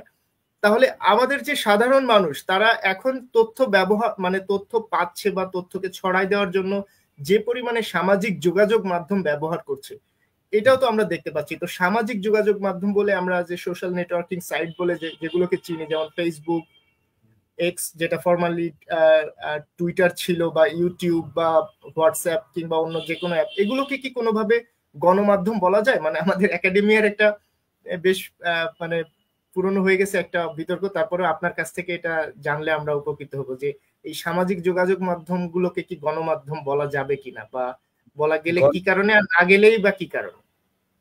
গণমাধ্যমের যে ধ্রুপদী যে ডেফিনিশন, তার কোনো কোনো ক্রাইটেরিয়া এগুলো ফুলফিল করে না, কোনো কোনো ক্রাইটেরিয়া, কিন্তু এগুলোকে গণমাধ্যম বলা যাবে। তার কারণ হচ্ছে যে গণমাধ্যম কেন বলা হয়, যে ধরা যাক ম্যাস মানে মিডিয়া, যে মিডিয়ার মধ্যে কোনো একটা মিডিয়ার যে অডিয়েন্স একে অপরকে চেনে না, একে অপরকে চিনবে না, স্ক্যাটারলি ছড়িয়ে থাকবে কান্ট্রি ওয়াইড বা গ্লোবালি, হ্যাঁ, যদি এটা একটা ডেফিনেশন হয়, যে তাহলে কিন্তু আপনি দেখেন যে সোশ্যাল মিডিয়াতে আপনি, আমি নাম বলছি না, অনেক সোশ্যাল মিডিয়া ইনফ্লুয়েন্সার আছে যাদের ইউটিউব বলেন, ফেসবুকে বলেন, লক্ষ লক্ষ বা কোটি কোটি ভিউয়ার। হ্যাঁ, ধরুন আমি ইন্ডিয়া থেকে নাম বলি, বাংলাদেশ থেকে না বলি, ধ্রুব রাঠি কিংবা আকাশ ব্যানার্জি। হ্যাঁ, এখন আকাশ ব্যানার্জি আপনাকে চেনে না, কিন্তু আকাশ ব্যানার্জির লেখা বা তার যে ভিডিওগুলো, সেটা আপনি, বা ধ্রুব রাঠির ভিডিওগুলো আপনি আমি দেখছি, এবং আমাদের মতো লক্ষ লক্ষ লোক দেখছি, ইন্সপায়ার্ড হচ্ছে কিংবা হচ্ছে না সেটা অন্য আলাপ। তাহলে এটাতে একভাবে ম্যাস মিডিয়া রোল প্লে করে, মানে অডিয়েন্স বা রিডার কেউ কাউকে চিনছে না, আছে, তারপর তারা এর মাধ্যমে কমিউনিকেট করছে, মেসেজ পাচ্ছে। তো সেই অর্থে এটা আসলে আমি মনে করি যে ম্যাস মিডিয়ার যে ওল্ড ডেফিনেশন, এবং সেটা ওল্ড মিডিয়ার ক্ষেত্রে প্রযোজ্য, নিউ মিডিয়ার ক্ষেত্রে রিডিফাইন করতে হবে। ফলে এগুলো অবশ্যই ম্যাস মিডিয়া, এটা ম্যাস মিডিয়া বলতেই হবে। এখন কেবলমাত্র এমন তো না যে একজনের প্রোফাইলে 5,000-এর মতো, ফেসবুক প্রোফাইলে 5,000-এর মতো ফ্রেন্ড আছে, এই 5,000 ফ্রেন্ড সে চেনে, কিন্তু এর বাইরেও তো আপনি পাবলিক করলে সেটা হাজার হাজার প্রোফাইলে চলে যায় বা তারা দেখতে পায়। তো সেদিক থেকে রিডিফাইন করার সুযোগ আছে, এবং আমি এটাকে ম্যাস মিডিয়া আকারেই দেখতে চাই, যেহেতু ম্যাসের সাথে সে একটা সংযোগ ঘটাচ্ছে, এবং এই সংযোগটা গ্লোবালি ঘটছে। এবং আগে তো এটা অনেক ন্যাশনাল পর্যায়ে ছিল, চাইলে দেখতে পেত না। ধরো একটা নিউজ পেপার, ধরো প্রথম আলো পত্রিকা আপনার বাংলাদেশের বাইরে কেউ দেখতে পেত না, এখন কিন্তু অনলাইনের কারণে গোটা বিশ্ব থেকে দেখছে। তো তার ফলে আপনি সোশ্যাল মিডিয়ার ব্যাপারটা দেখা যাক সরি, আমাদের যে আন্দোলনটা হয়েছে, জুলাই গণ আন্দোলন, সেখানে আমরা দেখেছি যে গোটা ওয়ার্ল্ডের ছড়িয়ে ছিটিয়ে থাকা, কেউ অস্ট্রেলিয়াতে, কেউ সুইডেনে, কেউ ফ্রান্সে, কেউ আমেরিকাতে, হ্যাঁ, নানান জায়গা থেকে কিন্তু ইনফ্লুয়েন্সার রোল প্লে করেছে। তার ফলে সেই ক্ষেত্রে আপনি এটা কিন্তু আপনাকে ডিটেরিটোরিয়ালাইজ হয়েছে ব্যাপারটা, আমাদের কমিউনিকেশন প্যাটার্নটা, এবং একটা গ্লোবাল প্যাটার্ন পেয়েছে। সেদিক থেকে এটাকে ম্যাস মিডিয়া বলতেই হবে আর কি। শুধু তাই না স্যার, ওই সময়ে যখন ইন্টারনেট ব্ল্যাক আউট হয়ে গেল, বা আপনি যেটা এর একটু আগে বললেন যে মূলধারার মিডিয়াটা আসলে গণবান্ধব আচরণও করছিল না, সে সময় তো সামাজিক যোগাযোগ মাধ্যমে আসলে গণের সাথে কমিউনিকেশনটা মেনটেন করেছে। এবং এটা নিয়ে একটা ক্রিটিকও আছে আমার বা অনেকের, সেটা হলো যে এই সামাজিক যোগাযোগ মাধ্যম ব্যবহার করে ছাত্র বা জনতা মানুষের কাছে পৌঁছালো, কিন্তু তারা কিন্তু পরে এই লিগ্যাসি মিডিয়ায়, মূলধারার মিডিয়ায় গিয়ে কথা বলেছে। মানে প্রথমে চ্যানেল 24 বা অনেক, আমি তাদেরকে নেগেটিভ বলছি না, তাদেরও পজিটিভ রোল আছে বলেই গিয়েছে, কিন্তু এই মাধ্যমটাই কিন্তু তারা ডিক্লারেশন বা প্রোক্লেমেশন দেওয়ার একটা সুযোগ ছিল স্যার। মানে যেহেতু এই মাধ্যমটা, এবং এখনো দেখছি যে মানে গণ অভ্যুত্থানের পরে তাদের মূলধারার মিডিয়ার প্রতি কিন্তু এক ধরনের আমি দেখছি বেশ সদয় আচরণ। আমি শত্রুতামূলক আচরণ করতে বলছি না, কিন্তু যে মিডিয়ার মাধ্যমে তাদের বার্তা তারা ডিসেমিনেট করলো, তারা মানুষের কাছে পৌঁছালো, সেটা থেকে এই মূলধারার লিগেসি মিডিয়ার উপর তাদের নির্ভরশীল হওয়াটাকে আপনি কিভাবে দেখছেন? না, আমি এটাকে নেগেটিভলি দেখি না। একটা দেখেন যে গত এপিসোড সম্ভবত খালেদ মহিউদ্দিন ঠিকানাতে উনি করেছেন ইয়ার সাথে, হাসনাতের সাথে। তো এটা কিন্তু নিশ্চয়ই মেইনস্ট্রিম মিডিয়া না, হ্যাঁ, এবং সেটা লক্ষ লক্ষ ভিউয়ার ছিল। ঠিক তার আগের চ্যানেল 24-এও দেখায়, সেই হিসেবে এটা মেইনস্ট্রিম, এটা এখন দেখাচ্ছে, আগে তো দেখাতো না, যেটা উনি এতটা আসলে করতে যাও।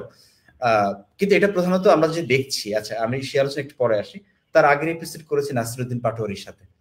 তো সেই দিক থেকে দেখলে তারা কিন্তু তাদের প্রেজেন্সটা অনলাইন এবং সরি মানে সোশ্যাল মিডিয়া থেকে শুরু করে বা নিউ মিডিয়া এবং ওল্ড মিডিয়া দুই জায়গায় আছে। একটু আগে আমি দেখছিলাম যে সার্জিসের একটা ভিডিও রিলসে দেখলাম, তাকে প্রশ্ন করা হয়েছে আপনি কেন ফেসবুক ডিঅ্যাক্টিভেট করেছেন। সার্জিস এবং হাসনাত তারা ডিঅ্যাক্টিভেট করেছে। তিনি তার একটা ব্যাখ্যা দিলেন যে আপনার ইয়ের নামটা ভুলে গেলাম, হার্পিক নিয়ে যে খুব পপুলার হয়েছে এই ছেলেটা, ওরটা নাকি হ্যাক করে, হ্যাঁ, সাইদ আব্দুল্লাহর ফেসবুক নাকি হ্যাকড হয়েছে, তার ফলে তারাও সিকিউরিটি রিজনের কারণে সেটাকে ইয়ে করেছে। আচ্ছা, সেগুলো পার্সোনাল ইনফরমেশন। এগুলো কেন বলছি, সেটা হচ্ছে তাদের কিন্তু সোশ্যাল মিডিয়া তাদের প্রেজেন্স আছে ভালো মাত্রায়, পাশাপাশি তাদের ওল্ড মিডিয়া আছে। এখন দুটা ব্যাপার দেখেন, বাংলাদেশে এই মুহূর্তে সম্ভবত আমার কাছে হিসেবে 33% লোক ইন্টারনেট ইউজ করে, 33% বা 32%। যদি তাই হয় তাহলে বাকি যে আপনার 2/3 পিপল, তারা কিন্তু এখনো ডিপেন্ডেন্ট ওল্ড মিডিয়ার উপর। ওল্ড মিডিয়াটা গ্লোবালি, আমি যে ইউএস এর কনটেক্সটে বলি, এখন সেটা ব্যাকডেটেড হয়ে গেছে, কিন্তু বাংলাদেশে এখনো মেইনস্ট্রিম মিডিয়া কিন্তু ওল্ড মিডিয়াই, টেলিভিশন এবং নিউজ পেপার এগুলোই। তার ফলে আপনি যদি গণের কাছে যেতে হলে কিন্তু ওই ম্যাস মিডিয়া, যেটা মেইনস্ট্রিম মিডিয়া, কিন্তু আপনাকে ইয়ে করতে হবে। হ্যাঁ, একটা সময় কি হতো যে যদি কোনো একটা কু হতো, সাথে সাথে বিটিভি এবং বাংলাদেশ বেতার দখল করা হতো, তাই ওইটা একমাত্র মিডিয়া ছিল, তাই না? তো এখনো সেই সময় পার হয়নি, এখন তো প্রাইভেট চ্যানেল যাচ্ছে। তো সেই দিক থেকে দুইটা মিডিয়ার সরব উপস্থিতি দরকার। আচ্ছা, এরপর কথা হলো যে সোশ্যাল মিডিয়ার ক্ষেত্রে একটা প্রবলেম আছে কি, অনেক সময় ফেক যে ফেসবুক পেজ থাকে, আপনি যদি যান বৈষম্য বিরোধী ছাত্র আন্দোলন দিয়ে সার্চ দেন, এই মুহূর্তে কম করে 15-20টা পাবেন।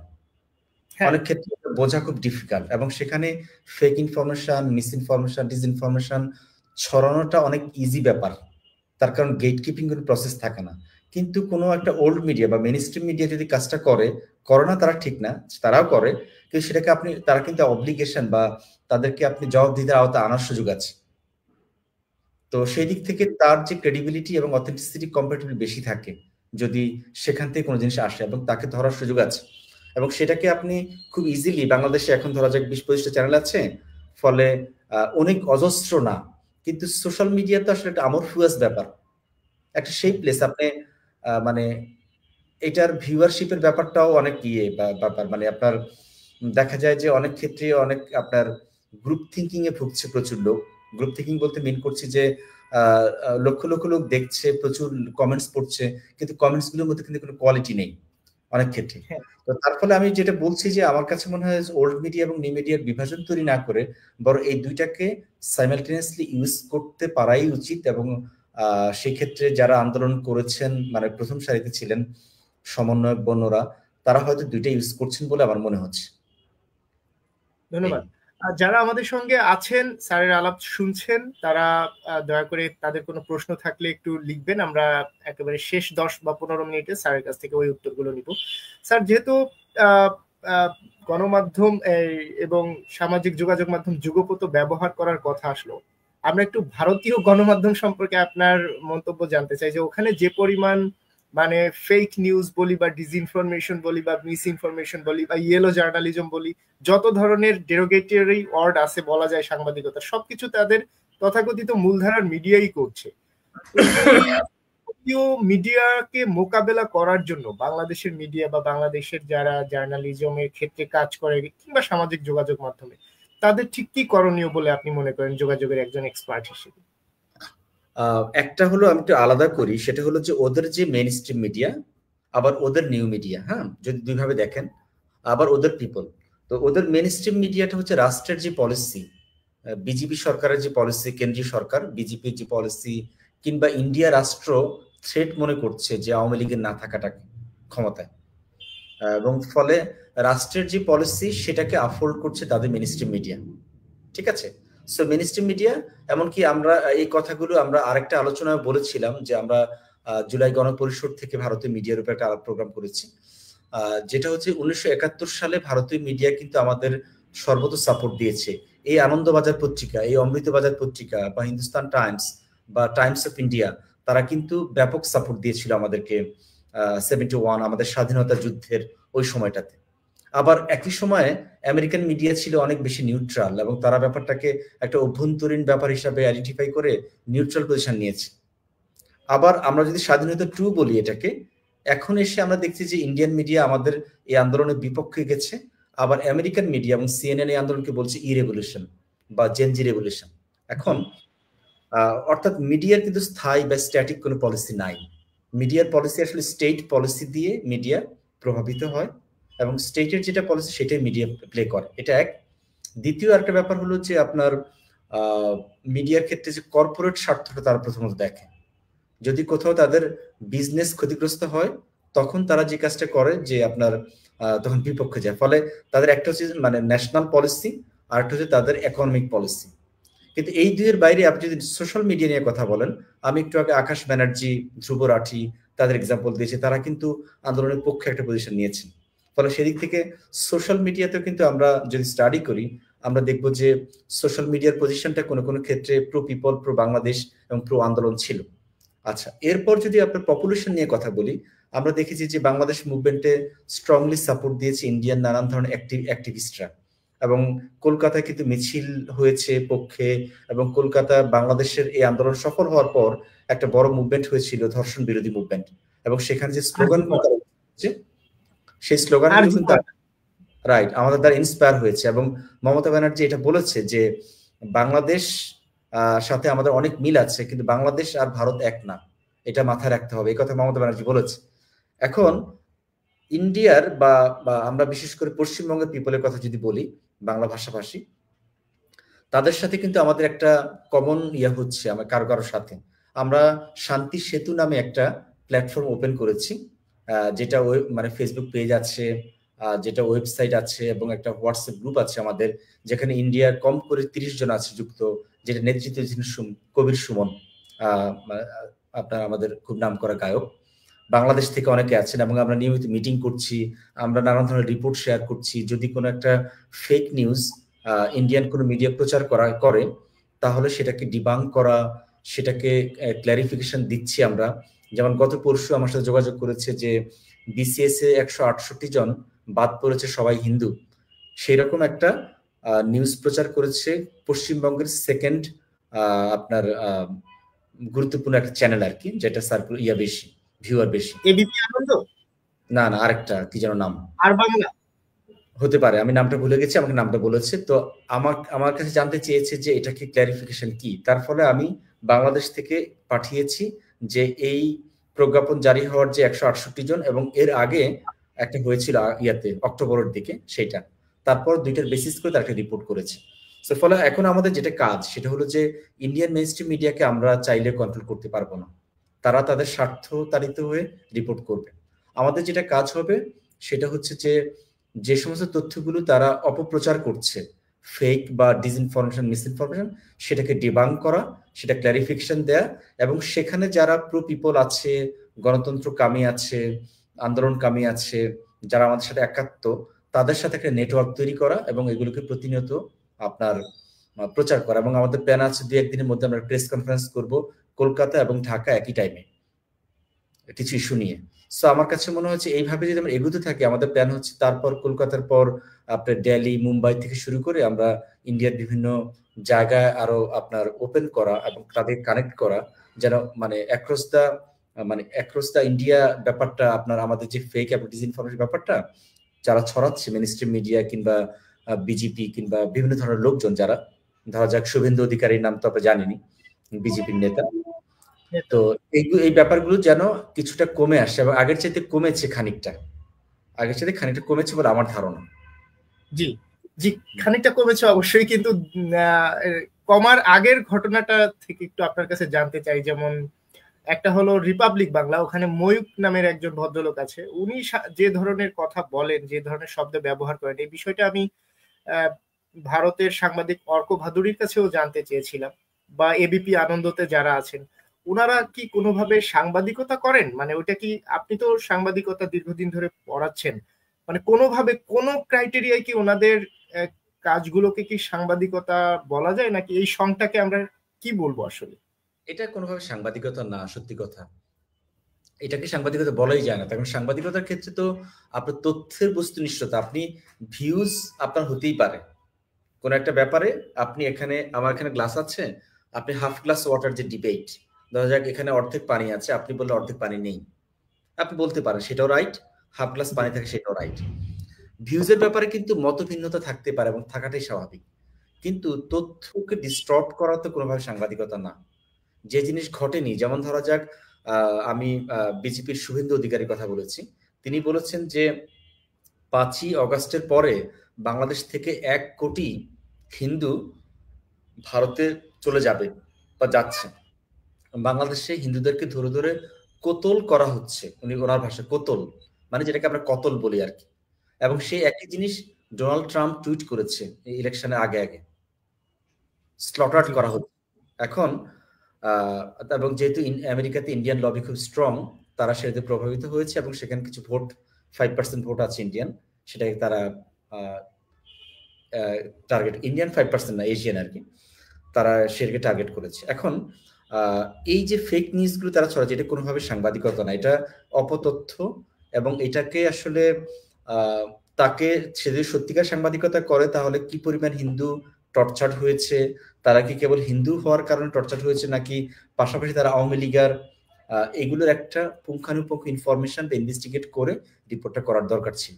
কিন্তু সেগুলো না করে মানে কিছু আপনার যেটা দেখছেন একটা ঢাহা মিথ্যা তথ্য দিয়ে তারা ব্যাপারগুলো করছে, ফলে এটাকে সাংবাদিকতার মধ্যে যেটা পড়ছে না, কিন্তু এটা তারা করে যাচ্ছে। আর এখন যেহেতু ক্লিকবেট জার্নালিজম, ফলে এটার আমরা যতই ক্রিটিক করি, ও আপনি ওখানে গিয়ে আপনি খোঁজ নিয়ে দেখতে পারেন এটার আবার প্রচুর খাদক ভিউয়ার আছে সেখানে, এবং সে প্রচুর ভিউই পাচ্ছে দুই দেশে, তাকে অপছন্দ করা হলেও। তো এখন যেহেতু আমরা সোশ্যাল মিডিয়ার এই সময় এটা একটা প্রবলেম হচ্ছে কি, যেমন ধরা যাক হিরো আলম জানে সে ভালো গায়ক না, কিন্তু সে একটা কিছু করলে সেটা লোকজন কিছুটা হলেও শুনবে, তার ভিউয়ার বাড়বে এবং সে টাকা পাবে। ফলে কি কারো কারো কাজ থাকে যে তাকে পছন্দ অপছন্দ যাই করুক না কেন সে আলোচনায় থাকবে এবং সে সেখান থেকে আপনার টাকা কামাবে। তো সেই দিক থেকে এটা একটা বাজে প্রবণতা, এবং সেই প্রবণতার মধ্যে ময়ূক আছে বলে আমার ধারণা। ধন্যবাদ স্যার। আসলে এই যে ক্লিকবেইট সাংবাদিকতার কথা যেহেতু আসলো, আর লাস্ট দিন দেখলাম হাসনাত খুব সুন্দরভাবে ক্লিকবেইট সাংবাদিকতার কথা খালেদ মহিউদ্দিন ভাইয়ের সামনেও বলেছে, ভালোই লাগছে ওর। তো এই ক্লিকবেইটের সাথে মানে রিলেটেড প্রশ্ন আপনার জন্য আর কি আমাদের তরফ থেকে, সেটা হলো এই যে ইনফরমেশন ডিসঅর্ডার, ক্লিয়ার এবং হোসাইন যে বলছে তিনটা ডিসঅর্ডার আছে, একটা মিস ইনফরমেশন, ডিসইনফরমেশন এবং ম্যাল ইনফরমেশন। এইটা থেকে মুক্ত হওয়ার জন্য সামাজিক যোগাযোগ মাধ্যমে বা আপনারা যারা অল্টারনেটিভ মিডিয়া প্ল্যাটফর্ম তৈরি করেছেন, শান্তি সেতু বা অনেকে কাজরুদ্দিন শিশিরের মতো, তারাও আপনাদের সঙ্গে যুক্ত, পাশাপাশি অনেকে নিজের উদ্যোগে করছে, কিন্তু আমাদের মূলধারার মিডিয়া তারা কি কোনোভাবে ওই ফাইটটা দেওয়ার কথা ছিল না? অর্থাৎ মানে মিডিয়া টু মিডিয়া লেভেলে ফাইটটা তো ওই পাশে ময়ূকরা যদি করে, এই পাশে আমাদের এখান থেকে নিকোলরা বা খালেদ মহিউদ্দিন বা অন্য যারা আছে, আমি যদি বলি অল্টারনেটিভ মিডিয়ার পিনাকি বা ইলিয়াস যারা আছে, তাদেরই তো করার কথা ছিল মানে লড়াইটা। তো আমাদের মূলধারার মিডিয়া, আমি অল্টারনেট পিনাকি ইলিয়াসে যাচ্ছি না, আমাদের মূলধারার মিডিয়া কি ময়ূক বা এবিপি আনন্দ ভারতের মূলধারার মিডিয়াকে কনফ্রন্ট করতে কোনোভাবে কি প্রস্তুত করতেছে কিনা? মানে এই তথ্য ব্যাধির হাত থেকে মুক্তি কিভাবে, গণমাধ্যমের দায় নেই কি? আচ্ছা, একটা হলো যে আপনার আমরা মানে তারা ক্রিয়া করবে আমরা তার প্রতিক্রিয়া দিব, আমার কাছে মনে হয় এটা থেকেও আমাদের একটু ইয়া করতে হবে। ধরা যাক আপনাকে পুরোপুরি এত আমলে নেওয়ার কিছু নেই, মানে তারা অ্যাকশন করবে আমরা রিঅ্যাকশন শো করবো, এটা কিন্তু একদম প্যাসিভলি মানে প্যাসিভলি অ্যাক্টিভ থাকা। বরং আমরা আমাদেরকে অ্যাক্টিভ রাখতে পারি, আমরা অ্যাক্ট করব, তাদের দরকার হলে তারা রিঅ্যাক্ট করবে। ফলে ইন্ডিয়ান মিডিয়া একটা প্রচারণা চালাচ্ছে, সেটা সত্যি কথা, এবং আমরা নানান প্ল্যাটফর্ম থেকে সেটা ক্লারিফাই করছি, করার চেষ্টা করছি, সেটা হয়তো এনাফ না, বাট হচ্ছে।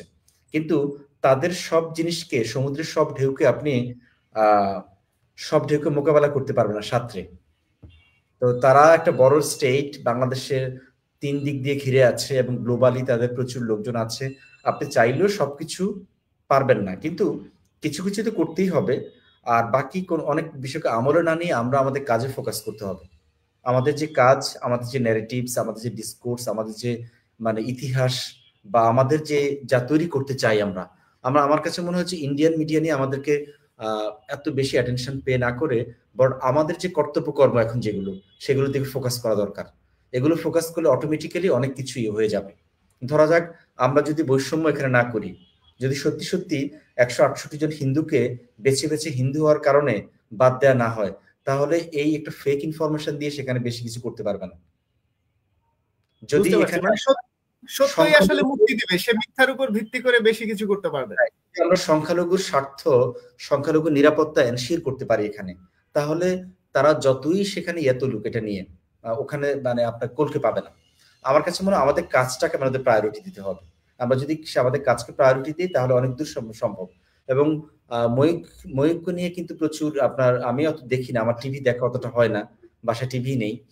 তো আজকাল তো আমরা টিভি দেখি অন্যভাবে, বা আমরা তো আসলে কোন একটা জিনিস সোশ্যাল মিডিয়াতে স্প্রেড আউট হলে সেখান থেকে দেখা অনেক বেশি। তো ময়ূক যে একটা ফলস ইনফরমেশন সারাক্ষণ প্রচার করতে থাকে, এই ব্যাপার নিয়ে কিন্তু কারো কোনো ডাউট নাই। আমার ধারণা ওপার বাংলাও কারো কোনো ডাউট নেই ব্যাপারটা নিয়ে। সো তাকে এত প্রায়োরিটি না দিয়ে আমার কাছে মনে হয় যে কাজটাকে ফোকাস করা দরকার। পাশাপাশি যদি মেজর কিছু তৈরি হয়, যেমন ধরা যাক ইন্ডিয়ান মানে আপনার গভর্নমেন্ট কিন্তু মাঝখানে করেছিল, আমি ঠিক ভুলে গেছি কে করেছিল ব্যাপারটা, ওই শেখ হাসিনা যখন নিজেকে পরিচয় দিয়েছিল বাংলাদেশের প্রধানমন্ত্রী ভারতে বসে কোন এক জায়গায়, তখন তারা কিন্তু বলেছে যে না, তারা এটা মনে করে না। আমি ঠিক ভুলে গেছি ওখানকার স্বরাষ্ট্রমন্ত্রী না সচিব, সেটা আমি এবং ভুলে গেছি। গতকাল স্যার প্রধান উপদেষ্টা আমাদের নিউ এজের নুরুল কবির ওনাকে ইন্টারভিউ দেওয়ার সময়ও বলেছেন যে বিক্রম মিস্ত্রি এসে জানিয়ে গিয়েছে যে মিডিয়ার যে স্ট্যান্সটা এটা ভারতীয় সরকারের স্ট্যান্স নয়। আচ্ছা, তো সেই ক্ষেত্রে আমি বলি যে এই লেভেলে যখন এটা মানে ময়ূকের লেভেল না, এটা আরো অনেক বড় লেভেলে নানান ধরনের রিপারকাশন তৈরি করতে পারে, মিসআন্ডারস্ট্যান্ডিং তৈরি করতে পারে, সম্পর্ককে খারাপ করতে পারে, বা ভালো হতে ভালো না হওয়ার ক্ষেত্রে বাধা দিতে পারে, সেরকম ক্ষেত্রে গভর্নমেন্টের বা আমাদের মিডিয়াগুলো অনেক বেশি অ্যাক্টিভ রোল প্লে করা দরকার। এইরকম আপনার অনেকের হাতে অনেক ধরনের মিডিয়া আছে, অনেক কিছু প্রচার করবে, সবকিছুকে আমলে নেওয়ার দরকার নেই, তাকে এত অ্যাটেনশন পে করার দরকার নেই। বাট আমাদের তারপর অনেক জায়গায় কাজ করতে হবে। এবং আরেকটা ব্যাপার হলো কি, আমি পার্সোনালি মনে করি যে আমাদের বাংলাদেশি আমাদের যে আইডিয়াস গুলো, ন্যারেটিভস গুলো, ডিসকোর্স গুলো, বয়ানগুলো যা কিছু আছে, এটা কিন্তু গ্লোবালি ছড়াচ্ছে না। আমরা কিন্তু আমাদের মধ্যেই একটা বাবলের মধ্যে থাকি। আমরা বাংলা ভাষায় লিখি, বাংলা ভাষাভাষী পড়ি, ফলে আমাদের যে অনেক ধরনের চিন্তার সক্রিয়তা আছে, নিজস্বতা আছে, ইতিহাস আছে, ঐতিহ্য আছে, এগুলোকে গ্লোবালি শোকেজিং করা দরকার আমি পার্সোনালি মনে করি। এবং সেই জায়গা থেকে আমাদের ধরা যাক প্ল্যাটফর্ম তৈরি করা, আমাদের কিছু স্কিল্ড লোক তৈরি করা, তাদের ল্যাঙ্গুয়েজ এফিসিয়েন্সি বাড়ানো, এবং আমাদের যে আইডিয়াস গুলোকে গ্লোবালি ছড়ানোর কাজগুলো করা, সেটা এআই করুক আর আমরা নিজেরাই করি, সেগুলো করার ক্ষেত্রে আমার কাছে মনে হয় গভর্নমেন্ট এবং যারা ক্রিয়াশীল ব্যক্তি, সংগঠন, সংস্থা আছে, তারা এগিয়ে আসতে পারে। এবং এই ধরনের কিছু কিছু উদ্যোগ চলছে নানান দিক থেকে, আমরা যতটা জানি আর কি। এটা হওয়া উচিত স্যার। আসলে মানে একটা গণ অভ্যুত্থান পরবর্তী দেশে মিডিয়াকে ডিকলোনাইজ করা খুব জরুরি ছিল আমাদের ইন্টারনাল মানে কলোনাইজেশনের থেকে। সেটা নিয়ে একটা সম্মেলন হতে পারতো। আপনার পেপারটা উপস্থাপনের সময় মানে প্রেস উইং এর যিনি দায়িত্বে এখন শফিকুল ভাই, উনি বলেছিলেন যে আমরা সবাইকে কথা বলার জন্য ওয়েলকাম জানাচ্ছি। একই সাথে ঠিক কি কথাটা জাতীয় স্বার্থে বলা প্রয়োজন, এটা কিন্তু একটা ট্রেনিং এর মতো ওনার কিছু একটা করতে পারতেন। এখন আমার যেটা মনে হলো, মিডিয়াগুলোকে দেখে এরা মানে কোনো ধরনের জাতীয় স্বার্থ রক্ষার জন্য কোনো একটা প্রোগ্রাম করা উচিত, কোনো একটা বিষয় সেলফ মোটিভেটেড হয়ে কিছু দেখছি না। কিন্তু আপনার পেপারটিতে একটা বিষয় আছে যে লাস্ট 15 মানে ইয়ার্স অথবা তারও আগে থেকে এমন অবস্থা হয়েছিল ক্ষমতাসীন ন্যারেটিভের পক্ষে, এমনকি ক্ষমতার সাথে বিরোধী শক্তি যারা, তারাও ওই ন্যারেটিভই উৎপাদন করতেছিল, তাদের কিন্তু বলে নাই ওইটা করতে, অটোমেটিকই করতেছে। কিন্তু এখন জাতীয় স্বার্থে এই যে যে সেলফ মোটিভেশনটা, এইটা অনেকটা কম দেখা গিয়েছে আর কি। আপনার আলোচনার সাথে এটা একটু যুক্ত করলাম স্যার। আমরা আরেকটা প্রশ্ন করি যে এই যে মিডিয়া যে আমাদের গণ এটাকে মানে ম্যানুফ্যাকচার করতেছে আমাদের সম্মতিকে, মামুন স্যার এটাকে বলেন সম্মতি উৎপাদন, বা আরো অনেকে বলেন, বা কেউ এটা নিয়ে ফাহমিদুল স্যার আবার অসম্মতি উৎপাদন আরেকটা জিনিস টার্ম আমাদেরকে জানাইছেন বাংলায়। তো এটা থেকে মুক্ত হওয়ার জন্য আমরা গ্লোবালি একটা মানে গণচাঁদায় গণমাধ্যম হওয়ার একটা চিন্তা আমরা দেখতে পাই, মডেল যেমন গার্ডিয়ানের কথা অনেকে বলে। বাংলাদেশে গণচাঁদায় গণমাধ্যম হওয়ার আলোচনাটা মানে এটা আসে না কেন, বা মানে এটা কেন নয়?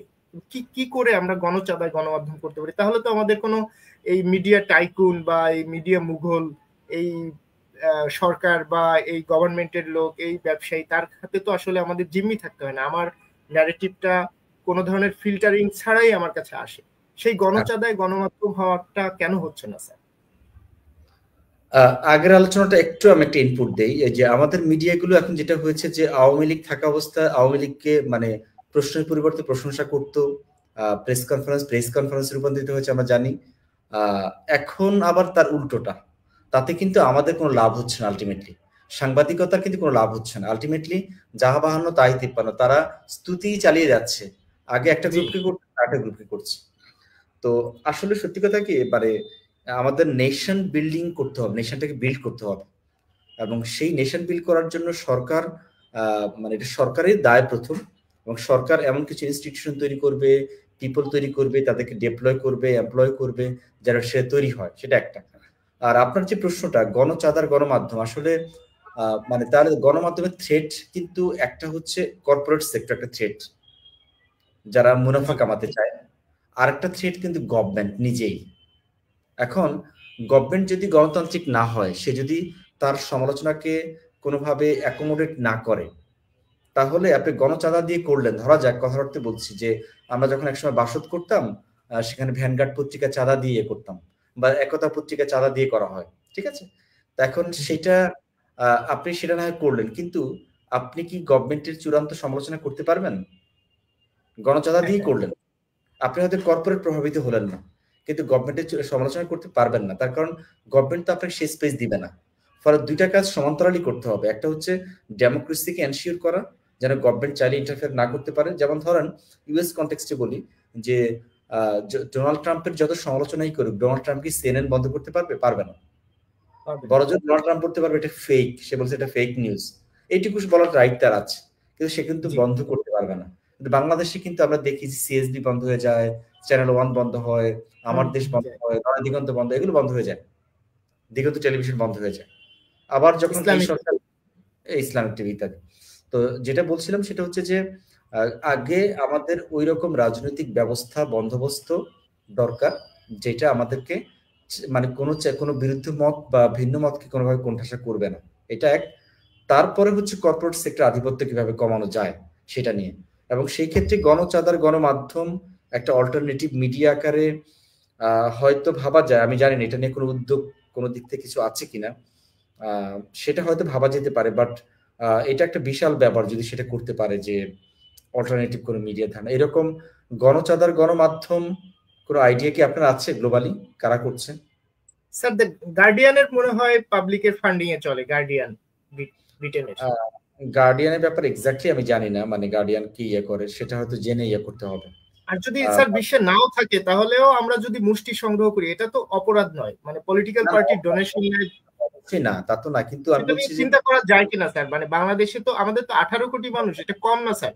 গোটা পশ্চিম ইউরোপ যাদেরকে আমরা ওয়েস্ট বলি, তাদের চেয়ে তো আমাদের জনসংখ্যা বেশি, আমরা 1 টাকা দিলেও আমাদের 12 কোটি, মানে ভোটারদেরই 12 কোটির উপরে যাবে, কিন্তু মানে এটা করা যাবে না তা না। এখন ধরো এটা একটা গ্রুপ করবে, এবং সেই গ্রুপের একটা আইডিওলজি থাকবে, তার এক ধরনের পলিটিক্যাল অ্যাফিলিয়েশন থাকবে।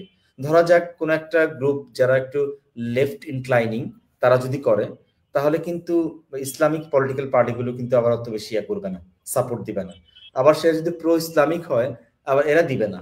আবার এটা আওয়ামী হলে বিএনপি এরা দিবে না, বিএনপি মানে এই বিভাজনগুলো তো আছে, এগুলো তো বাদ দিয়ে আপনি গণ করতে পারবেন না। এটা আসলে তখন একটা গ্রুপের মুখপাত্র হতে পারে, এবং তাতেও অসুবিধা কিছু নেই।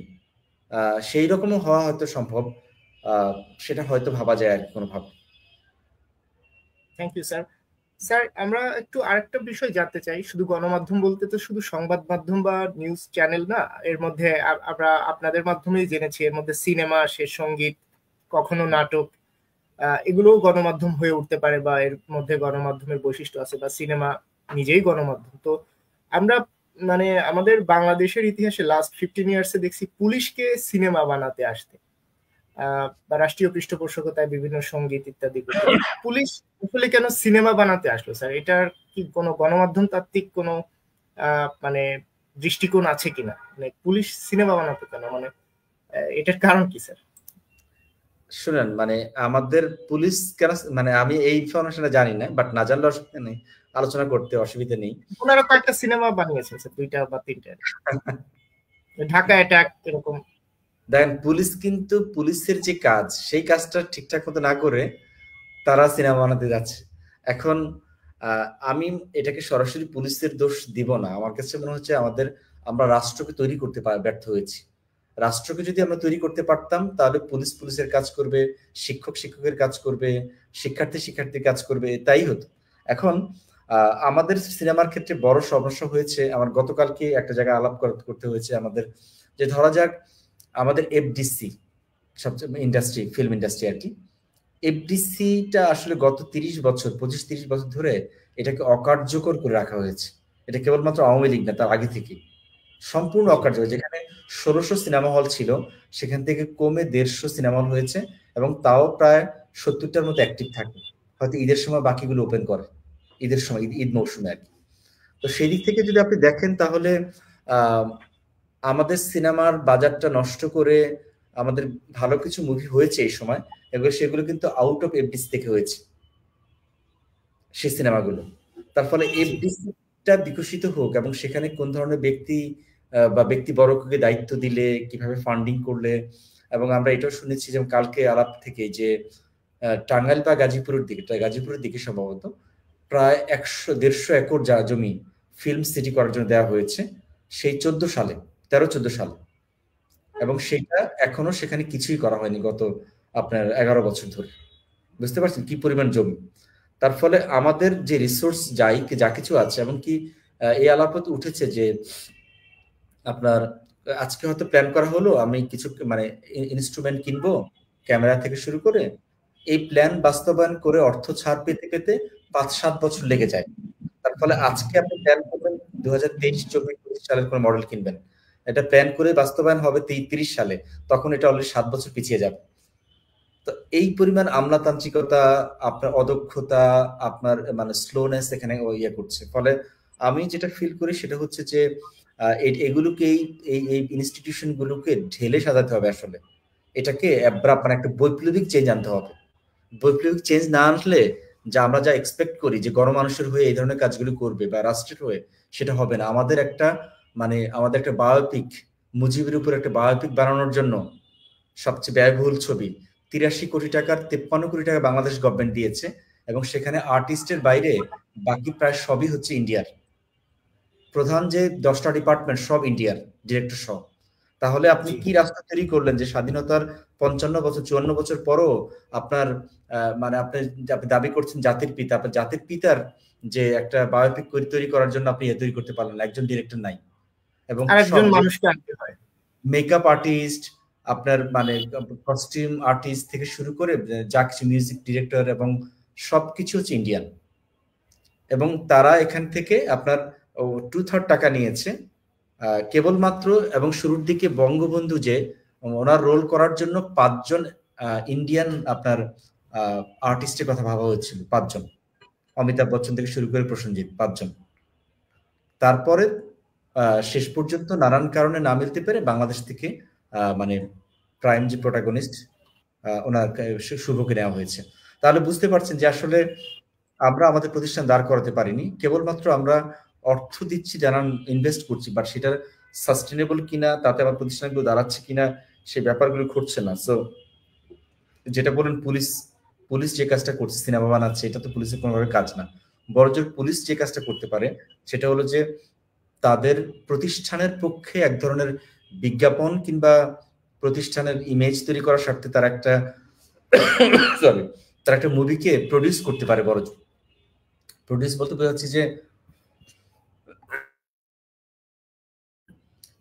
বোঝাচ্ছি যে তারা হয়তো তাদের পুলিশ ডিপার্টমেন্টকে ঘিরে কিছু ন্যারেটিভ তৈরি করতে চায়, সেক্ষেত্রে একভাবে ইয়ে করতে পারে যে গভর্নমেন্ট সেই দায়িত্বটা পালন করতে পারে। তো আমি মনে করি যে এটা তাদের কোনোভাবে দায়িত্ব না। আমাদেরকে এফডিসিটাকে চাঙ্গা করতে হবে, এবং এফডিসি ভিত্তিক যে মুভির একসময় 90s পর্যন্ত যে বাজার ছিল, সে বাজারটাকে কিভাবে রিস্টাবলিশ করা যায়, এবং কিভাবে আমাদের লোকাল ইন্ডাস্ট্রিকে গ্রো করা যায়, এবং আমাদের বিশেষ করে ইন্ডিয়ান ডিপেন্ডেন্সি কমানো যায় প্রধানত। তার কারণ আমরা এখানে প্রধানত সাউথ ইন্ডিয়ান মুভি, ক্যালকেশিয়ান মুভি এবং মুম্বাইয়ের মুভি, এই 3টা হেজিমনির মধ্যে আমরা আছি। তো এগুলো থেকে বেরিয়ে এসে কিভাবে কিভাবে আমরা আমাদের ইন্ডাস্ট্রিকে গ্রো করতে পারি, এই ব্যাপারে বর্তমান গভর্নমেন্টকে অনেক বেশি অ্যাটেনশন পে করা দরকার। এটা একদিনের কাজ না, সময় লাগবে, কিন্তু ধীরে ধীরে সেই জায়গাতে হয়তো আমরা যেতে পারবো। জি জি এই এই এই গভর্নমেন্টের সাথে আমরা গণমাধ্যমকে একটু যুক্ত করে আপনার কাছে প্রশ্ন করি। গণমাধ্যম সংস্কার নামক একটা কমিশন গঠিত হয়েছে, সেই কমিশনটায় আমি নিজেও বলছিলাম যে আপনাকে আসলে এটার সাথে যুক্ত করা দরকার ছিল। আমি জানি না পরে ওনারা কোঅপ্ট করেছেন কিনা বা যোগাযোগ। তো ওই কমিশনটার কাছে আপনার প্রত্যাশা কি, বা ওই সংস্কার কমিশনের মানে আমাদের প্রত্যাশার সাথে তাদের বাস্তব কাজের কতদূর অগ্রগতি বা জেনেছেন কিনা, বা আপনার কোনো পরামর্শ আছে কিনা গণমাধ্যম সংস্কার কমিশনের প্রতি? গণমাধ্যম সংস্কার কমিশন একবার যোগাযোগ করেছে একটা মিটিং এ পার্টিসিপেট করার জন্য, বিশ্ববিদ্যালয়ের শিক্ষকদের নিয়ে যেটা করেছেন। তো আমি আসলে ব্যক্তিগত ইনভলভমেন্টের কারণে ঢাকার বাইরে ছিলাম, আমি পার্টিসিপেট করতে পারিনি। তো আমি অনেস্টলি স্পিকিং যে ওনাদের কাজের ডেভেলপমেন্ট আমি জানি না, ওনারা এখন কোন স্টেজে আছেন। আমি আজকে ফেসবুক থেকে দেখতে পেলাম চিটাগং বিশ্ববিদ্যালয়ের একজন শিক্ষক বলছেন যে তিনি ডাক পেয়েছেন একটা আলোচনা চিটাগং হবে সেটা। তো ওনাদের কাজের অগ্রগতি না জেনে পুরোপুরি কমেন্ট করতে পারবো না। বাট আমাদের যে প্রত্যাশার জায়গা থেকে যদি আমরা বলি, সেটা হলো যে অনেকগুলো কথা অলরেডি বলেছি বিভিন্ন এই আলোচনায়।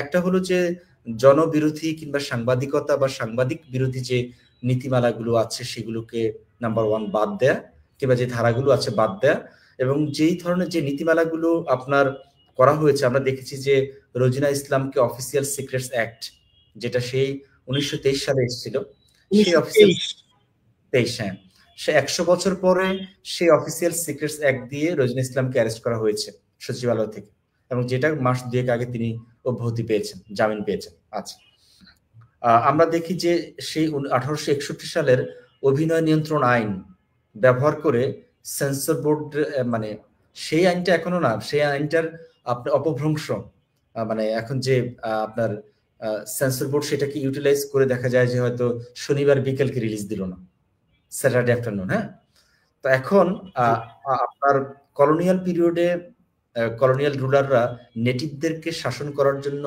তাদেরকে দমিয়ে রাখার জন্য, তাদের ফ্রিডম অফ স্পিচ ভায়োলেট করার জন্য তারা নানান ধরনের নীতিমালা করেছেন। যেমন যেটা বলছিলাম যে বন্ধু মিত্রের যে নীল দর্পণ নাটক, সেটা যেন মঞ্চস্থ করতে না পারে তার জন্য 1861 সালে অভিনয় নিয়ন্ত্রণ আইন তারা প্রণয়ন করে।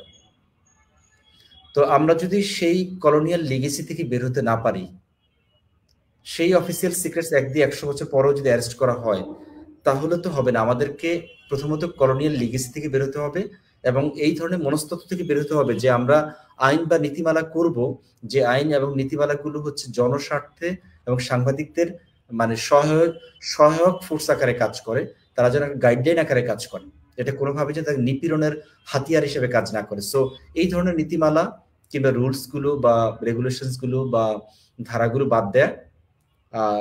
দ্বিতীয় প্রস্তাব থাকবে যে একটা স্বাধীন আপনার কমিশন তৈরি করা, গণমাধ্যম কমিশন, এবং সেই স্বাধীন কমিশনের আওতায় সম্প্রচার কমিশন থাকবে, প্রেস কাউন্সিল থাকবে, এবং প্রেস কাউন্সিল এবং সম্প্রচার কমিশনের যারা দায়িত্বে থাকবেন সেটা নির্দলীয় ভাবে থাকবে, স্বাধীন, এবং কোনো সরকার দলীয় না, এবং সরকার এবং অপোজিশন সব পক্ষ থেকে লোকজন থাকবে, এবং যারা এক্সপার্ট থাকবে, যারা পেশাজীবী তারা থাকবে, সেই ধরনের কমিশন করার একটা প্রস্তাব আছে। 3 নাম্বার আমরা প্রস্তাব দিব যে আপনার মফস্বল সাংবাদিকতার ব্যাপারগুলোকে খুব সিরিয়াসলি নেয়া। পাশাপাশি আমরা দেখি যে মফস্বল সাংবাদিকতা, জাতীয় পত্রিকার মফস্বল প্রতিনিধি কিংবা মফস্বল কোন একজন সাংবাদিক, তারা নানান ধরনের অপকর্মে যুক্ত হয়ে যান, যেহেতু তাদের অনেককে কার্ড দেওয়া হয় বাট আপনার পর্যাপ্ত বেতন দেওয়া হয়নি, নাম কস্তে কিছু দেওয়া হয়, তার ফলে সে অপর প্রফেশনের পাশাপাশি সাংবাদিকতা করেন, কিংবা সাংবাদিকতা করতে গিয়ে মানে এলাকার ক্ষমতাসীনদের সাথে, পুলিশ বা আইন শৃঙ্খলা রক্ষাকারী বাহিনীর সাথে একটা অবৈধ সম্পর্ক তৈরি করেন, এবং তার ফলে সাংবাদিকতাটা পথ হারিয়ে ফেলে। তো সেটাকে দেখা মফস্বল সাংবাদিকতার। আমরা আরো বলবো যে আমাদের সাংবাদিকদের ক্ষেত্রে আপনার যে তাদেরকে যে ট্রেনিং এর ক্ষেত্রে, আমরা যে এখন এই মুহূর্তে যদি 22টা ডিপার্টমেন্ট থাকে সাংবাদিকতা সারা বাংলাদেশে, তাহলে আমরা দেখি প্রধানত তারা স্টাডিজ করছে।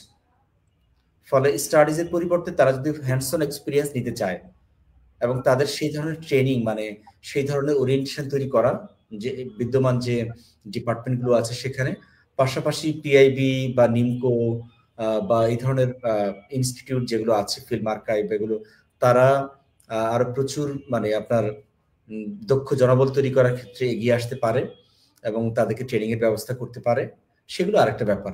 এর পাশাপাশি আমি মনে করি যে মিডিয়া লিটারেসি কিভাবে বাড়ানো যায়, মানে across the country media literacy বাড়ানো দরকার। এই সময় এসে অনলাইন কমিউনিকেশনে দেখা যায় যে আপনার অনেকেই ফেক নিউজ বা ডিসইনফরমেশন, মিসইনফরমেশন নোয়িংলি এবং আননোয়িংলি ছড়াচ্ছে। তো অনেকে কিন্তু বুঝতে পারে না যে ক্লিকবেট জানানোর যে ব্যাপারটা, তার ফলে এই মিডিয়া লিটারেসি কিভাবে পাঠ্যপুস্তকে অন্তর্ভুক্ত করা যায়, কিভাবে স্কুল এবং কলেজ পর্যায়ে স্টুডেন্টকে সেন্সিটাইজ করা যায়, এই ব্যাপারগুলো নিয়ে নিশ্চয়ই ভাবতে পারে। তো আমার ইনফ্যাক্ট আরো কিছু পয়েন্ট হয়তো আছে, আমি পরে হয়তো ভেবে বলবো আর কি। জি স্যার। স্যার আমরা একটু আরেকটা বিষয় আপনার কাছে জানতে চাই যে এই সংস্কার কমিশন বা আমাদের রাষ্ট্র কাঠামো যদি গণমাধ্যম ব্যবস্থাকে সংস্কার করতে চায়, তাহলে তো পুঁজি বা অর্থ বা মানে যাদের হাতে ক্ষমতা এবং অর্থ দুইটাই আছে, তাদের আসলে কোনোভাবে গণমাধ্যম জিম্মি থাকুক এটা হওয়া উচিত নয়। তো সেক্ষেত্রে বিজ্ঞাপন একটা গুরুত্বপূর্ণ আর্নিং সোর্স আমাদের গণমাধ্যমের ক্ষেত্রে। এই বিজ্ঞাপনটার কি কোনো গণবান্ধব মডেল মানে দেওয়া সম্ভব? যেহেতু আপনি বিজ্ঞাপন নিয়ে কাজ করেছেন, মানে আমাদের বিজ্ঞাপনটা টোটালি তো আসলে পুঁজির কাছ থেকে আসে, আর আমাদের গণমাধ্যমে যেহেতু এখানে চাকরির এনশিওরিটি নেই, যেটা আপনি আগেও বলেছেন যে এগুলো একটার সাথে একটা ইন্টারলিঙ্কড, তো সেই হিসেবে বিজ্ঞাপনের মডেলটাকে কিভাবে প্রো পাবলিক বা গণবান্ধব করা যায়? বিজ্ঞাপনের মডেলকে আসলে প্রো বান্ধব গণমুখী করা সম্ভব না। বিজ্ঞাপনটা কি ব্যাপারটা, অর্থাৎ একটা প্রোডাক্ট সেল করার জন্য আপনার বিজ্ঞাপন মানে প্রোডাক্টের মানে গুণগান করছে বিজ্ঞাপনের মধ্যে। ফলে বিজ্ঞাপনের সাথে ক্যাপিটালের রিলেশন ডিরেক্ট। আসলে ক্যাপিটাল মানেই বিজ্ঞাপন, পুঁজি মানেই বিজ্ঞাপন। যেটা হচ্ছে যে পুঁজি যে সারপ্লাস ভ্যালু ক্রিয়েট করে, ধরা যায় একটা প্রোডাক্টের প্রাইস, এটার প্রাইস যদি হয় আপনার মানে এটা তৈরি করতে যদি ধরা যাক খরচ হচ্ছে $10 ফর এক্সাম্পল, এটাকে আমি কিনে মানে $400 দিই, বা এটা খরচ হচ্ছে ধরা যাক $50, আমি কিনে $400 দিই। এখন এর মাঝে গুডউইল তৈরি করে, মার্কেট ক্রিয়েট করে। ফলে আমরা এইরকমও জানি যে একটা কোক আমরা যখন খাই এটা নাকি $2 খরচ হয় এরকম শুনেছি, কিন্তু সেটা আমরা কিনি কত টাকা দিয়ে, ধর 20-30 টাকা দিয়ে যদি আমি ধরে নিই। তাহলে কি হচ্ছে, এখানে অনেক ধরনের মার্কেটিং এ মানে অনেকগুলো জায়গা তাকে অর্থ ইয়ে করতে হয়, তার মার্কেট প্রমোশন, সেলস প্রমোশন। তো বিজ্ঞাপনের সাথে আসলে বিজ্ঞাপনকে প্রো পিপল করা সম্ভব না। বিজ্ঞাপন বরাবরই কর্পোরেট সেক্টরের কথা বলবে, বাট বিজ্ঞাপনকে কন্ট্রোল করতে হবে। আমি যেটা মনে করি যে এফসিসি ফেডারেল কমিউনিকেশন কমিশন যে নীতিমালা দিয়েছে যে 8 মিনিটের বেশি বিজ্ঞাপন প্রচার করা যাবে না ঘন্টায়, তো সেই একই জিনিস আমাদের চ্যানেলের ক্ষেত্রে প্রযোজ্য হতে পারে এবং হওয়া উচিত। কিন্তু আমরা এটা দেখেছি যে 2014 সালের যে জাতীয় সম্প্রচার নীতিমালায় প্রস্তাব করা হয়েছে 12 মিনিট বিজ্ঞাপন 12 মিনিটের বেশি দেখানো যাবে না ঘন্টায়, এবং সেটা প্রতিবাদ করেছে অ্যাটকো। অ্যাটকো হচ্ছে একটি আপনার বেসরকারি টেলিভিশন ওনার্স অ্যাসোসিয়েশন, রাইট, সেটা বেসরকারি টেলিভিশন চ্যানেল ওনার্স অ্যাসোসিয়েশন। তারা বলছে না, তারা সেটাও মানবে না। যেটা 8 মিনিট করতে পারে ইউএসএ, সেটা তারা বাংলাদেশে 12 মিনিটও মানবে না। আচ্ছা, এখন যেটা করতে হবে, বিজ্ঞাপনকে শুরুর কথা হচ্ছে যে বিজ্ঞাপনকে কমাতে হবে, একটা নির্দিষ্ট সময়সীমার বেশি, ধরা যাক 8 মিনিটের বেশি সেটা প্রচার করা যাবে না, সেটা এক। 2 হচ্ছে বিজ্ঞাপন ডিস্ট্রিবিউশন নীতিমালা চেঞ্জ আনতে হবে। আমরা দেখছি যে বিজ্ঞাপন এমন সব সরকারি বিজ্ঞাপন এমন সব নিউজ পেপারকে দেওয়া হয় যে নিউজ পেপারগুলোর নামই আমরা কখনো শুনি না, পড়া তো দূরের কথা। কিছু দেয়াল পত্রিকা এবং কিছু আন্ডারগ্রাউন্ড পত্রিকাকে দেখা যায় যে গভর্নমেন্ট সবচেয়ে বেশি বিজ্ঞাপন দিচ্ছে। এই মুহূর্তে দেখা যাচ্ছে যে ডেইলি ইন্ডাস্ট্রি, মানে গত গভর্নমেন্টের সময় শেষ দিকে ডেইলি ইন্ডাস্ট্রি নামে একটা ইংরেজি ডেইলিকে সবচেয়ে বেশি বিজ্ঞাপন দিয়েছে। হ্যাঁ, ডেইলি, রাইট, ডেইলি ইন্ডাস্ট্রিকে দিয়েছে। এখন ডেইলি স্টার সেখানে 4 নাম্বার আর নিউ এজ সেখানে 14 নাম্বার। তো সেদিক থেকে বিজ্ঞাপন নীতিমালা মানে বন্টন নীতিমালা মানে কার্যকর করতে হবে, বাস্তবায়ন করতে হবে। এবং এখন যেটা হচ্ছে ফলস সার্কুলেশন ক্রিয়েট করা হয়, বিশেষ করে ডিএফপির, department of film and publication, যে অসাধু কর্মকর্তা কর্মচারী, তারা পাশাপাশি আপনার গভর্নমেন্টের যে নেক্সাসের মধ্য দিয়ে কিছু দেয়াল পত্রিকা এবং আন্ডারগ্রাউন্ড পত্রিকার সার্কুলেশন বাড়িয়ে তাদেরকে বিজ্ঞাপন দেওয়া হয়। আবার প্রাইভেট বিজ্ঞাপনের ক্ষেত্রে যেটা করা হয় সেটা হচ্ছে যে সরকারের অপছন্দের পত্রিকা বা মিডিয়াকে সে বিজ্ঞাপন দেবে না, এবং সেই ক্ষেত্রে গোয়েন্দা সংস্থা লাগিয়ে দেওয়া হয় যে এই পত্রিকাকে যেন বিজ্ঞাপন দেওয়া না হয়। তো এই ব্যাপারগুলি কন্ট্রোল করা। থার্ড আরেকটা ব্যাপার হচ্ছে যে এজেন্সি, বিজ্ঞাপন এজেন্সি, যেমন এশিয়াটিকের ক্ষেত্রে সবচেয়ে বড় এলিগেশন যে সে গোটা 80% বিজ্ঞাপনের বাজার কন্ট্রোল করে, এশিয়াটিক।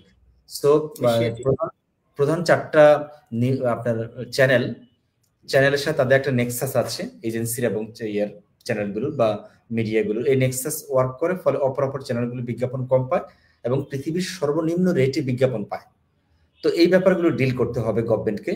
এবং আর একটা ব্যাপার আমরা মনে করি যে এই মুহূর্তে আমরা যারা মানে টেলিভিশন ভিউয়ার, তারা কিন্তু কেউ পে করছি না, তা আমরা বিজ্ঞাপন ডিপেন্ডেন্ট, মানে টেলিভিশন চ্যানেলগুলো বিজ্ঞাপন ডিপেন্ডেন্ট, অর্থাৎ তাদের আয়ের উৎস একমাত্র বিজ্ঞাপন।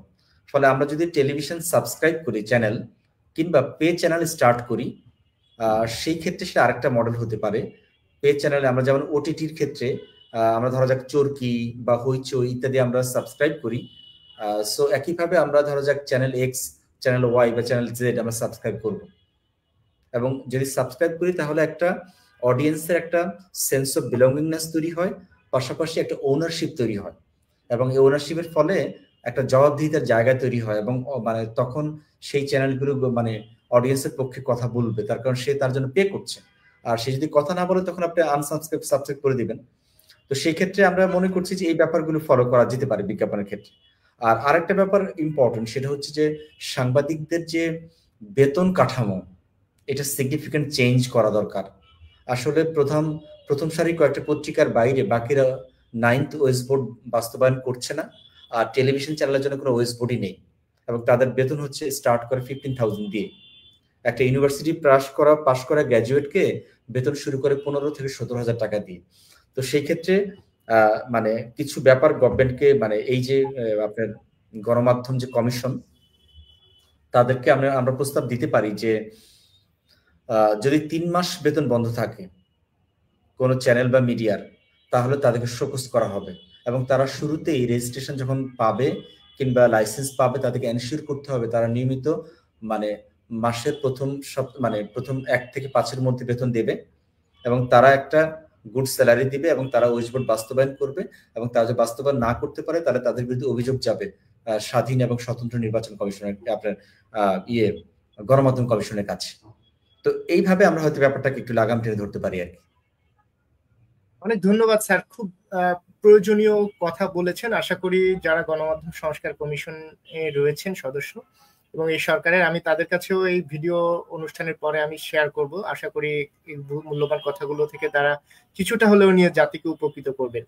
স্যার, আপনার আলোচনাটার সাথে একটা প্রাসঙ্গিক আলাপ আমার মনে হয় এখন আপনার কাছ থেকে, ওই সময় আপনি যখন আপনার সেমিনার পেপারটা উপস্থাপন করেছিলেন অনেক সময় হয়ে গিয়ে যার কারণে আমি আর প্রশ্নটা করতে পারিনি। এখন আমি এই বিষয়টা আপনার কাছে জানতে চাই, সেটা হলো আমাদের বাংলাদেশের সাংবাদিকতা বিভাগ রয়েছে অনেক, মানে প্রাইভেট এবং পাবলিক বিশ্ববিদ্যালয়, এবং তারা আমাদের যতগুলো মিডিয়া রয়েছে সেখানে কিন্তু জনবল সাপ্লাই দেওয়ার মতো ছাত্রছাত্রী সেখান থেকে বের হচ্ছে অনেক সংখ্যায় প্রত্যেক বছরে। এরপরেও আপনি যেটা বললেন যে বেতন বৈষম্য বা সিকিউরিটি না থাকার কারণে ওখানে তারা যেতে চাচ্ছে না একটা গ্রাজুয়েট বা পোস্ট গ্রাজুয়েট করার পরে ওইখানটায়। তো এই রিক্রুটমেন্ট প্রসেসটা নিয়ে আপনারা কাজ করতে পারেন কিনা বা চিন্তাটা আছে কিনা, বা আমাদের একাডেমিয়া বা আমাদের যারা নীতি নির্ধারণী পর্যায়ে, ফর ইনস্ট্যান্স আমরা যখন আমরা বার কাউন্সিলটা দেখি, এটা নিয়ে আমি একটা লেখাও লিখেছিলাম পত্রিকায়, তারা একটা জেনারেল পরীক্ষা নেয়, ওই পরীক্ষাটা যারা উত্তীর্ণ হয় শুধুমাত্র তারাই আসলে আইন পেশায় যুক্ত হতে পারে। একই ক্ষেত্রে দেখা যায় যে মেডিকেলে যারা, তো সাংবাদিকতা নিয়ে যারা কাজ করে, সাংবাদিক যারা, মিডিয়ার মানুষ যারা, তারাও তো মানুষের মনোজগৎ নিয়ে কাজ করে, তাদের তো কোনোভাবে আইনজীবী বা ডাক্তারের চেয়ে গুরুত্ব কম নয়, বরং কিছু কিছু ক্ষেত্রে যেহেতু এই ডিসইনফরমেশনের কারণে আক্রান্ত হয় মানুষ, অনেক বেশি গুরুত্ব। একটা সংবাদের কারণে একটা দাঙ্গা লেগে যেতে পারে, ভয়াবহ ক্ষতি হয়ে যেতে পারে রাষ্ট্র বা সমাজের। তো সেক্ষেত্রে আমরা রিক্রুটমেন্ট প্রসেসটা শুধুমাত্র জার্নালিজম বা কমিউনিকেশন গ্রাজুয়েটদের জন্য এক্সক্লুসিভ কেন করতেছি না? আমি গত সপ্তাহে দেখলাম, মনে হয় প্রথম আলো তার নতুন জনবল নিবে, সেখানে সবার আগে দিয়েছে অর্থনীতি, সবার শেষে সাংবাদিকতা এবং সমমানের। তো আমাদের কোনো নীতি এমন আসছে না কেন যে সাংবাদিকতা এবং গণযোগাযোগ বা গণমাধ্যমে যে মানুষটি পড়াশোনা করে আসছে তার ওখানে যাওয়াটা বেশি প্রয়োজন, যেহেতু সেই বিষয়ে পড়াশোনা করছে, কিন্তু আমরা সবার জন্য ওপেন রাখছি সেক্টরটা। এতে করে কি আপনি যেটা বললেন যে 15,000 বা 12,000 বা তারও কম দিয়ে অনেকে শুরু করে বলে আমি জেনেছি, আমার স্টুডেন্টরা বিভিন্ন মিডিয়ায় আছে। তো এটার কি কারণ কি এটা যে মালিক পক্ষ সাংবাদিকতা বা গণমাধ্যম বা গণযোগাযোগের ছাত্রছাত্রীদের এই মিডিয়ায় আসাটা ঠেকাতে চাচ্ছে? যেহেতু কোয়ালিফাইড মানুষ, তাদের তো দিতে হবে। আর অন্য অনেক সাবজেক্টের জন্য আমি তাদের প্রতি ডিসরেসপেক্ট জানাচ্ছি না, মানে যেহেতু বেকারত্বের সুযোগটা নিয়ে তাদেরকেও ইনক্লুড করতেছি কি মালিক পক্ষের বার্গেনিং ক্যাপাবিলিটিটা বাড়ানোর জন্য, অর্থাৎ তুমি না আসলে আমার অপশন আছে অনেক। তো এই রিক্রুটমেন্ট নিয়ে যদি স্যার একটু বলেন, এটা কি সংস্কার করা কি জরুরি কিনা? আমি মনে করি সংস্কার করা জরুরি, বাট আমার এই ব্যাপারটাতে আমি পুরো এগ্রি করছি না আপনার। সেটা হলো যে কেবলমাত্র সাংবাদিকতা বিভাগ থেকে নিতে হবে, কেন করছি না না না তার স্যার, আমি বলেছি যে একটা সেন্ট্রাল পরীক্ষা হোক বার কাউন্সিলের মতো, মানে সেখানে ওনারাও আসুক পরীক্ষা, অ্যাটলিস্ট একটা ডিপ্লোমা করে আসুক জার্নালিজমের উপর, বা অন্ততপক্ষে কিছু না করেও পরীক্ষাটা দিয়ে আসুক। পরীক্ষা তো এক্সাম জার্নালিজম যে একদম কমিউনিকেশন দিয়ে একটা লাইসেন্স দেন, একটা নাম্বার দেন তাকে সাংবাদিকতা করার। এক্সাম যে একদম হচ্ছে না তা না, আমার স্পষ্ট মনে আছে এটিএন নিউজ নামে একটা চ্যানেল যখন এসেছিল, এটিএন নিউজ এখন আছে কিনা, আছে নিশ্চয়ই। জি ওই আছে। চ্যানেলে আমাদের ডিপার্টমেন্টের সাথে কোলাবোরেট করে তারা একটা এক্সাম নিয়েছিল, সেই এক্সামে আমিও ছিলাম। মানে আমরা একটা পরীক্ষা নিয়েছিলাম, হয়তো এক্সাম হচ্ছে অনেক প্রক্রিয়া, যেমন সিএসবির ব্যাপারটা আমি জানি। এনিওয়ে হয়তো সব জায়গায় হচ্ছে না এখন। এক্সাম তারা নিতে পারে এবং নেওয়া উচিত, সেটা নিয়ে কোনো ইয়া নেই। কিন্তু একটা ব্যাপার বুঝতে হবে, সেটা হলো যে আমার মনে হচ্ছে আমাদের কাজ করতে হবে আমাদের ডিপার্টমেন্টগুলো কিভাবে কোয়ালিটি প্রডিউস করা যায়, কোয়ালিটি স্টুডেন্ট। আমি মনে করি যে এই ব্যাপারে আমাদের একটা সিগনিফিকেন্ট ঘাটতি আছে। আমরা যে ধরনের গ্র্যাজুয়েট প্রডিউস করছি, আমরা মানে তাদের গুড প্লেসমেন্টের জন্য গ্র্যাজুয়েট কিন্তু প্রডিউস করতে পারছি না। ফলে আমাদের ডিপার্টমেন্টগুলো কিন্তু ব্যর্থ। মানে গণযোগাযোগ সাংবাদিকতা বিভাগ বা যেই নামেই থাকুক না কেন সারা বাংলাদেশে, তাদের যে কোর্স কারিকুলাম, তাদের যে টিচিং মেথড, প্যাডাগজিক্যাল অ্যাপ্রোচ, তাদের যে মানে ফ্যাকাল্টি কোয়ালিটি, তাদের সিনসিয়ারিটি, তাদের টিচিং ইভ্যালুয়েশন, তারপর তাদের যে টেকনিক্যাল সাপোর্ট, তাদের যে হ্যান্ডস অন এক্সপিরিয়েন্স, ইন্টার্নশিপ, গোটা ব্যাপারটার মধ্যে একটা সিগনিফিকেন্ট চেঞ্জ আনা দরকার। তার কারণ আমরা আমি মনে করি যে আমাদের ডিসিপ্লিনগুলোতে, আমি যদি ঢাকা ইউনিভার্সিটি বলি, আমাদের ডিপার্টমেন্টের যে পড়াশোনার যে কোয়ালিটি, মানে এটা থেকে ভালো গ্র্যাজুয়েট আসলে আমরা আশা করতে পারিনি এক্সিস্টিং কোয়ালিটির মধ্যে। বরং এটাকে কিভাবে আর কোয়ালিটি ইমপ্রুভ করা যায়, কোয়ালিটি ইমপ্রুভ করলে automatically good money drives away bad money. আপনি যদি কোয়ালিটি ইমপ্রুভ করা হয়, যখন বাজার দেখবে যে না এই ডিপার্টমেন্ট থেকে বা এই ধরনের ডিপার্টমেন্ট থেকে যদি আমি গ্র্যাজুয়েট আনি, তাহলে তারা হচ্ছে অলরেডি মেড, তাকে নতুনভাবে তৈরি করতে হবে না, তখন দেখবেন অটোমেটিক্যালি ডিমান্ড বেড়ে যাবে, তাই না? তো ডিমান্ড বাড়া যায়, তো মার্কেট তো এভাবে চলে ভাই। সেটা হলো যে ডিমান্ড ক্রিয়েট করতে হবে আপনার, আর আপনাকে ডিমান্ড ক্রিয়েট করলে আপনি স্কিলড হতে হবে, এফিসিয়েন্ট হতে হবে। সো আমরা স্কিলড এবং এফিসিয়েন্ট গ্র্যাজুয়েট প্রডিউস করতে ব্যর্থ। ফলে আমাদের আগে মনোযোগ দিতে হবে এই জায়গাটাতে, কিভাবে আমরা এটাকে ডেভেলপ করতে পারি। দ্বিতীয়ত আমি বলবো যে যারা গণমাধ্যমে আছেন, যারা রিক্রুট করছেন, তাদেরকে অলরেডি যারা মানে এই ডিসিপ্লিনগুলোতে আসা অলরেডি আপনার প্রিপেয়ার্ড যারা, তাদেরকে তাদের ইনকর্পোরেট করা দরকার। এবং সেই ক্ষেত্রে অনেক ক্ষেত্রে করে না তা না, তবে অন্য ডিসিপ্লিনগুলোর দরকার কোন কোন ক্ষেত্রে হয়। যেমন ধরা যাক কেউ যদি ইকোনমিক রিপোর্টিং করে, কেউ যদি হয়তো আপনার মানে কোর্ট রিপোর্টিং করে, কেউ হয়তো আপনার, তখন তাদেরকে ওই ধরনের একটা এক্সপার্টিস তার দরকার পড়ে। বাট তার আগে ওই যে বলছি ওইটা করা দরকার, যে আমাদের নিজেদের ডিপার্টমেন্টগুলোকে ইয়ে করা, আপনার ইমপ্রুভ করা এবং এটাকে খোল নলসে চেঞ্জ করা। এখন এই কথাগুলো শুনতে ভালো লাগে, মনে হয় যে অনেক ভালো ভালো কথা, কিন্তু বাস্তবে আমরা এখন যে বিদ্যমান যে প্রাতিষ্ঠানিক স্ট্রাকচার আছে বা যে প্রসেসে এগুচ্ছে, তাতে কিন্তু খুব যে বেশি হোপ দেখি তাও না। হয়তো ভালো কিছু কথা বলা গেল, কিন্তু এটা কিন্তু বাস্তবায়ন করতে হবে, এগুলো তো মানে আপনার ইয়ে করতে হবে, এক্সিকিউট করতে হবে। আমরা দেখা যায় যে অনেক ক্ষেত্রে অনেকে ভালো প্রস্তাব দিচ্ছে, বাট সেটাকে এক্সিকিউট করা হচ্ছে না, কিংবা প্রস্তাবটা অনেক ক্ষেত্রে ইমপ্র্যাকটিক্যালও কোনো কোনো ক্ষেত্রে। সো আমি মনে করি আমাদের এখন প্র্যাগমেটিক হতে হবে, এবং আমাদের যে প্র্যাগমেটিক যে প্রস্তাবগুলো সেগুলোকে এক্সিকিউট করতে হবে, এই লাইনে যেতে হবে। এবং আমি যেহেতু একাডেমিতে আছি, আপনি আপনি আপনার জায়গাটা আছেন, যে যে জায়গায় আছি সেই জায়গা থেকে আমরা যদি কিছু দূর পর্যন্ত আমাদের প্রতিষ্ঠানগুলোকে আপনি ডেভেলপ করতে পারি, ইমপ্রুভ করতে পারি, দেন সেটা একটা ছাপ পড়বে, এবং ইট উইল টেক টাইম। ধন্যবাদ স্যার। আমরা আমার তরফ থেকে সর্বশেষ প্রশ্ন, এরপরে কয়েকজন দর্শক আপনার কাছে কিছু জানতে চেয়েছেন, সেখানে যাব। আমি যে বিষয়টা জানতে চাই যে গুগল অস্ট্রেলিয়া সহ কয়েকটি দেশে ওদের বিরুদ্ধে মামলা হয়েছিল। ওরা যে এই যে সংবাদ মাধ্যমের নিউজ লিঙ্কটা ওদের মাধ্যমে পায়, সেই রেভিনিউটা যাতে সংবাদ মাধ্যমের সাথেও গুগল শেয়ার করে, তো সেটা অস্ট্রেলিয়ায় কিন্তু গুগল হেরে গিয়েছে। বাংলাদেশে আমি দেখছি প্রথম আলো ওই নিউজটা করেছে, কিন্তু জার্নালিজম কমিউনিটিতে বা মালিক পক্ষ যারা আছে মিডিয়ার বা সরকার, তারা কোনোভাবে গুগলকে এই তার রেভিনিউটা এটা শেয়ার করার জন্য কোনোভাবে অ্যাপ্রোচ করতে পারে কিনা, বা এটা তো একটা যেহেতু রায় অলরেডি অস্ট্রেলিয়ার আদালতে রয়েছে, ওটা নিয়ে আমরাও ভাবতে পারি কিনা। আমাদের 18 কোটি মানে অলমোস্ট প্রায় 15 কোটি মানুষের বাজার কিন্তু কম না। মানে গুগলের যেহেতু অ্যালগোরিদম ভিত্তিক, তো আমাদের এই বাজারটা কিন্তু তার জন্য অনেক বড় বাজার। তো সে এখান থেকে ক্লিক করে আয় করতেছে, সেটা আমাদের গণমাধ্যমের সাথে শেয়ার করতেছে না। এটা নিয়ে কি স্যার আলাপ তোলা যায় কিনা? আলাপ তোলা যায়, কিন্তু আমাদের রাষ্ট্রের তাকত বাড়াতে হবে। তাকত, আমাদের আসলে ক্যাপাসিটি বাড়াতে হবে। কেবল 15 কোটি লোক দিয়ে 18 কোটি লোক দিয়ে দেখলে হবে না। আপনি দেখেন, এখন যদি আপনি আমরা এখনো পর্যন্ত কম্পিউটারে যদি যাই, ধরা যাক আমার এই অ্যাপল ল্যাপটপে আমি বাংলা লিখতে গেছি, আমাকে 5,000 টাকা দিয়ে একটা সফটওয়্যার কিনতে হয়েছে। বাট ইংলিশ লেখার জন্য কিন্তু এগুলো কিছু লাগে না। ফলে আপনি সংখ্যা দিয়ে কিন্তু কোয়ান্টিটি দিয়ে কোয়ালিটি ক্লিয়ার করতে পারবেন না। ধরা যাক বাইরের দেশে যখন আমরা যাই, তখন দেখা যায় যে পৃথিবীর ছোট দেশ, স্প্যানিশ ল্যাঙ্গুয়েজে অবশ্য অনেকে কথা বলে, ফ্রেঞ্চ, স্প্যানিশ এবং ইংলিশে, কিন্তু ছোট ছোট ভাষা তাদেরও নানান ধরনের আপনি কনভার্ট করতে পারবেন। আপনি তাদেরও ওই ভাষাও দেখা যায় যে একটা ইনস্ট্রাকশন পেয়ে যাবেন, কিন্তু বাংলা ভাষায় নেই।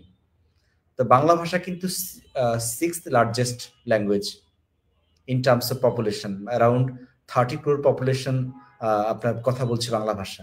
সো আমি বলছি সংখ্যা দিয়ে কিন্তু আপনি অধিকার আদায় করতে পারবেন। এখানে এখানে যেটা করতে হবে আমাদেরকে তাকত, আমাদের যে ক্যাপাসিটি গুলো বাড়াতে হবে, বার্গেন করার ক্যাপাসিটি। ফলে আমরা এটাও দেখেছি গুগলের মতো বা ইয়াহুর মতো, বিশেষ করে গুগলের কথা যদি বলি, তাদেরকে কিন্তু ইউরোপিয়ান ইউনিয়ন নানান সময় ফাইন করেছে, মানে $1,000,000 কিন্তু ফাইন করেছে, এবং তারা দিতে বাধ্য হয়েছে। সো বাংলাদেশে কিন্তু আমরা সেটা পারছি না, কারণ আমরা তাদেরকে সেই বার্গেনটা করতে পারছি না। সো আমার কাছে মনে হচ্ছে আমাদের স্কিল লোক তৈরি করতে হবে, রাষ্ট্রের স্কিল লোক থাকা দরকার, এবং সেই স্কিল লোক সে আপনার এর বার্গেন করা, ওয়ে আউট গুলো বের করা, কিভাবে এটাকে আমাদের অনুকূলে আনা যায়, বার্গেন করে এই নীতিমালা আমাদের অনুকূলে আনা যায়, বা আমাদের স্বার্থটা আমরা করতে পারি, এনশিওর করতে পারি, সেই ব্যাপারগুলো নিয়ে কাজ করতে হবে। এখন এই ব্যাপারে তো আমি এক্সপার্ট না পুরোপুরি, বাট আমি এটা বুঝি যে গুগলকে যদি আপনি বাধ্য করতে চান, তাহলে গুগলের সাথে আপনি নেগোশিয়েট করতে হবে, এবং নেগোশিয়েট করার মতো লোক তৈরি করতে হবে, বা যারা আছে তাদেরকে এমপ্লয় করতে হবে। আর নিশ্চয়ই পারা যাবে না কেন? ইউরোপিয়ান ইউনিয়ন যদি ফাইন করে, আমরা কেন পারবো না? অনেক জায়গায় আমরা সেটা পারি, কিন্তু আমরা সেই ক্যাপাসিটি তৈরি করতে পারি। আমরা তো নেশন বিল্ডিং এর দিকে মনোযোগ দিচ্ছি না, আমরা মনোযোগ দিচ্ছি ব্যক্তিগত পদ পদবি, ব্যক্তিগত স্বার্থ, অমুক ক্ষমতাচ্যুত হয়েছে ফলে আমি সেটা দখল করব। তো এই দখল করতে গিয়ে তো আমি সাথে খালি দখল করে সেটা থেকে আপনি, মানে এর আগে ধরা যাক যে সেট আপটা আপনার 26 লাখ কোটি টাকা পাচার করেছে, তাই তো? এরকম একটা সংখ্যা, 28 লাখ কোটি টাকা পাচার করেছে। যদি সেটা সত্যি হয়, সেটা কমিয়ে এনে যদি 20 লাখও বলি, তাহলে এখন আরেকটা সেট আপ যদি রেডি থাকে, আমরা রিপ্লেস করবো ওই সেট আপকে, তাহলে তো আমরা চেঞ্জ আনতে পারবো না। আমাদেরকে নেশন বিল্ডিং এর দিকে মনোযোগ দিতে হবে। ফলে যে জায়গায় যে প্রতিষ্ঠান তৈরি করা, পলিসি তৈরি করা, স্কিল লোক তৈরি করা, ওই দিকটাতে আমাদের করা দরকার।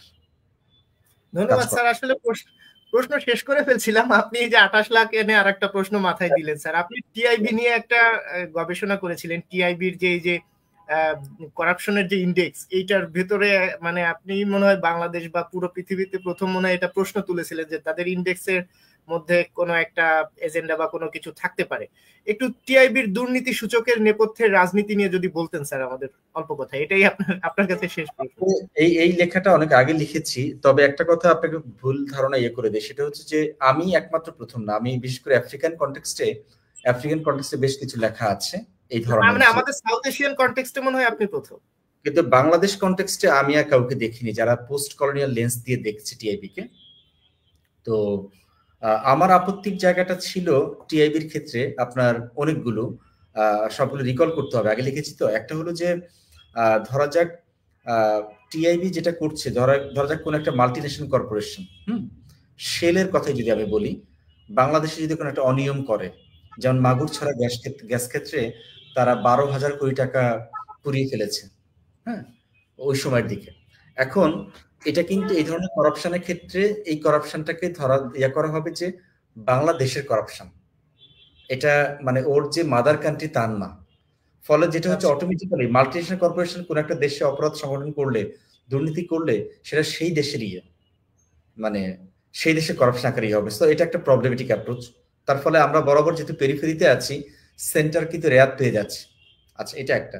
সেকেন্ড হচ্ছে যে তারা কাজ করছে পেটি করাপশন নিয়ে, মানে মাইক্রো করাপশন নিয়ে, ম্যাক্রো নিয়ে আলাপ করছে না। ম্যাক্রোর কথাটা কি, যেমন ধরা যাক আপনার আমরা দেখছি যে ধরা যাক ইউএস এর কথা যদি বলি, যে তাদের নানান ধরনের পলিসির কারণে এবং তাদের নানান ধরনের আপনার যদি ইরাক দখলের কথাই যদি আমরা বলি, তো সেখানে কিন্তু জেনারেল ইলেকট্রিক কোম্পানি থেকে শুরু করে আপনার লকহিড এবং আরো অনেকগুলো, আমি আসলে নামগুলো রিকল করতে হবে, তাদের নানান ধরনের করাপশন এলিগেশন এসছে। এখন ব্যাপার হচ্ছে যে আপনার গ্লোবাল যারা ইম্পেরিয়ালিস্ট ফোর্স আছে তারা কিন্তু ইল্লিগাল ওয়েতে আনঅফিসিয়ালি ইনফরমালি অনেক ধরনের অপরাধ সংগঠন করছে, কিন্তু সেটা যেহেতু লিগাল ডকুমেন্ট অনেক সময় থাকে না, তার ফলে সেটা কিন্তু করাপশন বা অনিয়মের মধ্যে পড়ছে না, পড়ছে কেবলমাত্র ব্রাইব ইত্যাদি ইত্যাদি। সো এটা একটা প্রবলেমেটিক অ্যাপ্রোচ, অর্থাৎ আপনার ক্ষমতাসীনদের করাপশনটা কিন্তু হচ্ছে না। ধরা যাক আপনার, আমি যদি বলি যে হিলারি ক্লিন্টন প্রথম যখন পররাষ্ট্রমন্ত্রী হওয়ার পর প্রথম যিনি সফর করেন ইন্ডিয়াতে এসে উনি $10 বিলিয়ন একটা চুক্তি করেন ইন্ডিয়ার সাথে। কার হয়ে? বোয়িং কোম্পানির হয়ে চুক্তিটা করেন, এবং সেখানে আরেকটা কোম্পানি মানে হানিওয়েল কোম্পানির হয়ে অস্ত্র বিক্রি চুক্তি করেন। এখন এই অস্ত্রগুলো কিন্তু নানা ধরনের যুদ্ধে বা সামরিক বাহিনী তারা ইউজ করছে। তো বড় বড় যে অনিয়মগুলো, করাপশনগুলো এবং মিসম্যানেজমেন্টগুলো কিন্তু করছে, বাট সেগুলোকে তারা করছে না। আচ্ছা, তো এটা গেল আরেকটা ব্যাপার। আর আরেকটা হলো যে তাদের যে অর্থ প্রাপ্তির ব্যাপারগুলো টিআই এর, সেটাগুলো কিন্তু ওয়ার্ল্ড ব্যাংক থেকে শুরু করে তারা এমন কিছু, আইএমএফ থেকে শুরু করে এমন কিছু অর্গানাইজেশন থেকে অর্থ তারা নিচ্ছে, যেটা কিন্তু একভাবে তাদের যে প্রেসক্রিপশন সেটাকে বাস্তবায়ন উদ্বুদ্ধ করছে।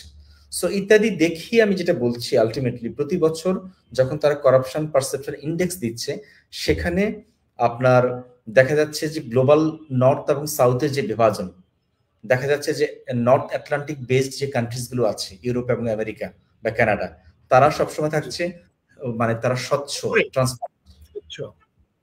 এবং ট্রান্সপারেন্ট। আর হচ্ছে ব্ল্যাক কারা, তারা হচ্ছে আপনার গ্লোবাল সাউথের আফ্রিকা এবং এশিয়ার কান্ট্রিগুলো আমরা বেসিক্যালি। তার ফলে এটার মধ্যে দেখবেন যে আপনি দুই ধরনের কান্ট্রিকে পাবেন, একটা হলো ইসলামিস্ট কান্ট্রি, আর একটা হচ্ছে কমিউনিস্ট কান্ট্রি, আর একটা হচ্ছে আফ্রিকা এবং এশিয়াতে আছে এরকম। ফলে আপনি মানে ওভার দ্য টাইম একটা করে ফেলতে পারবেন কি ধরনের বাইনারি তৈরি হচ্ছে। সো সেটার ক্রিটিক আমরা এখানে করেছি যে আপনার এটা নিয়ে একটা ক্রিটিক করা যায় পোস্ট কলোনিয়াল লেন্স থেকে বাংলাদেশে যে দুর্নীতি নিয়ে, সেটা ছিল। ধন্যবাদ স্যার। আসলে এটা নিয়ে আমারও সবসময় চিন্তা ছিল যে এই যে তাদের যে ইন্ডেক্স, শুধু টিআইবি না নানা ধরনের ইন্ডেক্স করে, এটাতে গ্রেটার কোনো পলিটিক্স আছে কিনা। তো আপনার কাছ থেকে আমরা জেনে ভালো লাগলো। খোরশেদ আলম স্যারকে অনেক ধন্যবাদ। আমরা কয়েকটা প্রশ্ন আপনাকে নিব স্যার, যদি আরেকটু সময় আমাদের দিতেন। একটা পয়েন্ট কি যোগ করব? হ্যাঁ, নিশ্চয়ই স্যার। একটা পয়েন্ট হলো যে এটাতে যেটা হয়েছে, আপনি যদি থার্ড ওয়ার্ল্ড কান্ট্রি বা গ্লোবাল সাউথকে ইনফেরিয়র দেখাতে পারেন আর গ্লোবাল নর্থকে সুপিরিয়র দেখাতে পারেন, যেটাকে আমরা ওয়েস্ট বলছি, তাহলে কিন্তু তার পক্ষে একভাবে ছড়ি ঘোরানো, যে আপনাকে ডমিনেট করার একটা প্রেক্ষাপট তৈরি হয়, একটা লেজিটিমেসি তৈরি হয়। সো আমার ইন্টারপ্রিটেশন ছিল যে গ্লোবাল সাউথ, যেমন বাংলাদেশ লাইক কান্ট্রি যেটা সিচুয়েটেড গ্লোবাল সাউথে, ফলে এটাকে ইনফেরিয়র দেখানোর মধ্য দিয়ে তারা একটা সুপিরিয়র জায়গা তৈরি করে এবং এটাকে কন্ট্রোল করার মেকানিজমটা এর মধ্যে আছে, এটাই বলছিলাম আর কি। তৈরি করে তাদের গুরু, তাদের রেনেসার গুরু নিচ্ছে বলেছে যে একটা তেলাপোকা মারলে তো সে হিরো, আর প্রজাপতি মারলে হচ্ছে সে ভিলেন। তা আমাদেরকে তেলাপোকা বানানোর জন্য যত ধরনের ইন্ডেক্স বা নিউজ ইত্যাদি তারা ইউজ করে থাকতে পারে। থ্যাংক ইউ স্যার আপনাকে। আপনি একটু যদি আমাদের আর কিছুক্ষণ সময় দেন, দর্শকরা আপনার কাছে কিছু বিষয় প্রশ্ন করেছে, একটু আপনার সামনে নিয়ে আসতাম। যেহেতু আপনি কাশি দিচ্ছেন স্যার, আপনার অনুমতি লাগবে আর কি। অসুবিধা নেই, একটু কাশি আছে, ঠান্ডা লেগেছে, অসুবিধা নেই। Thank you sir. এখানে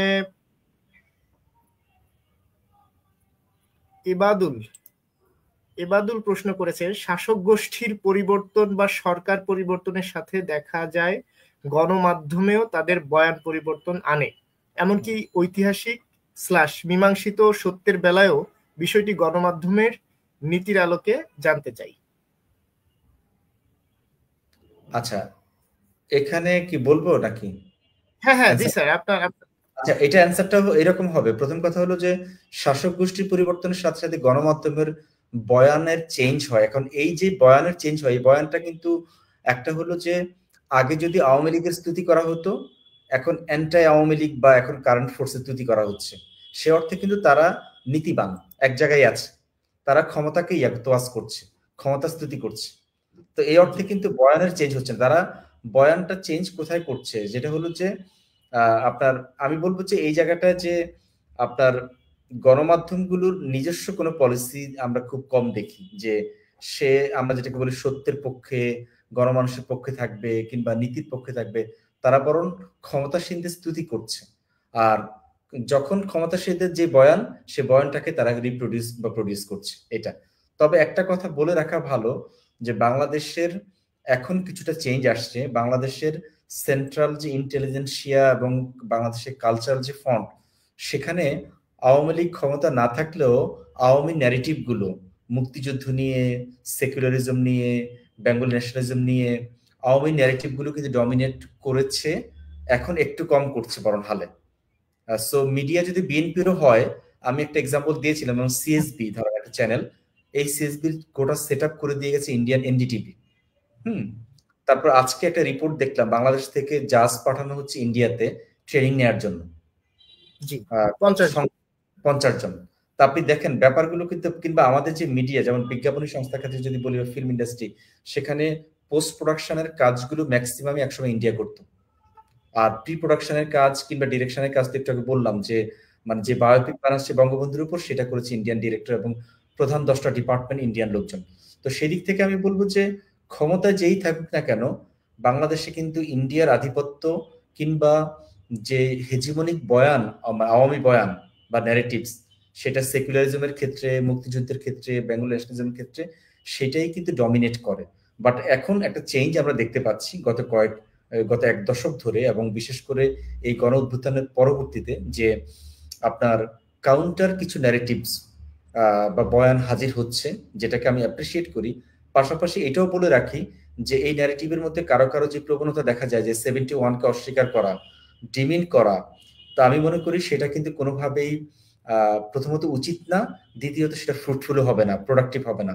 আমাদেরকে 71 আমাদের অর্জন, স্বাধীনতা যুদ্ধই।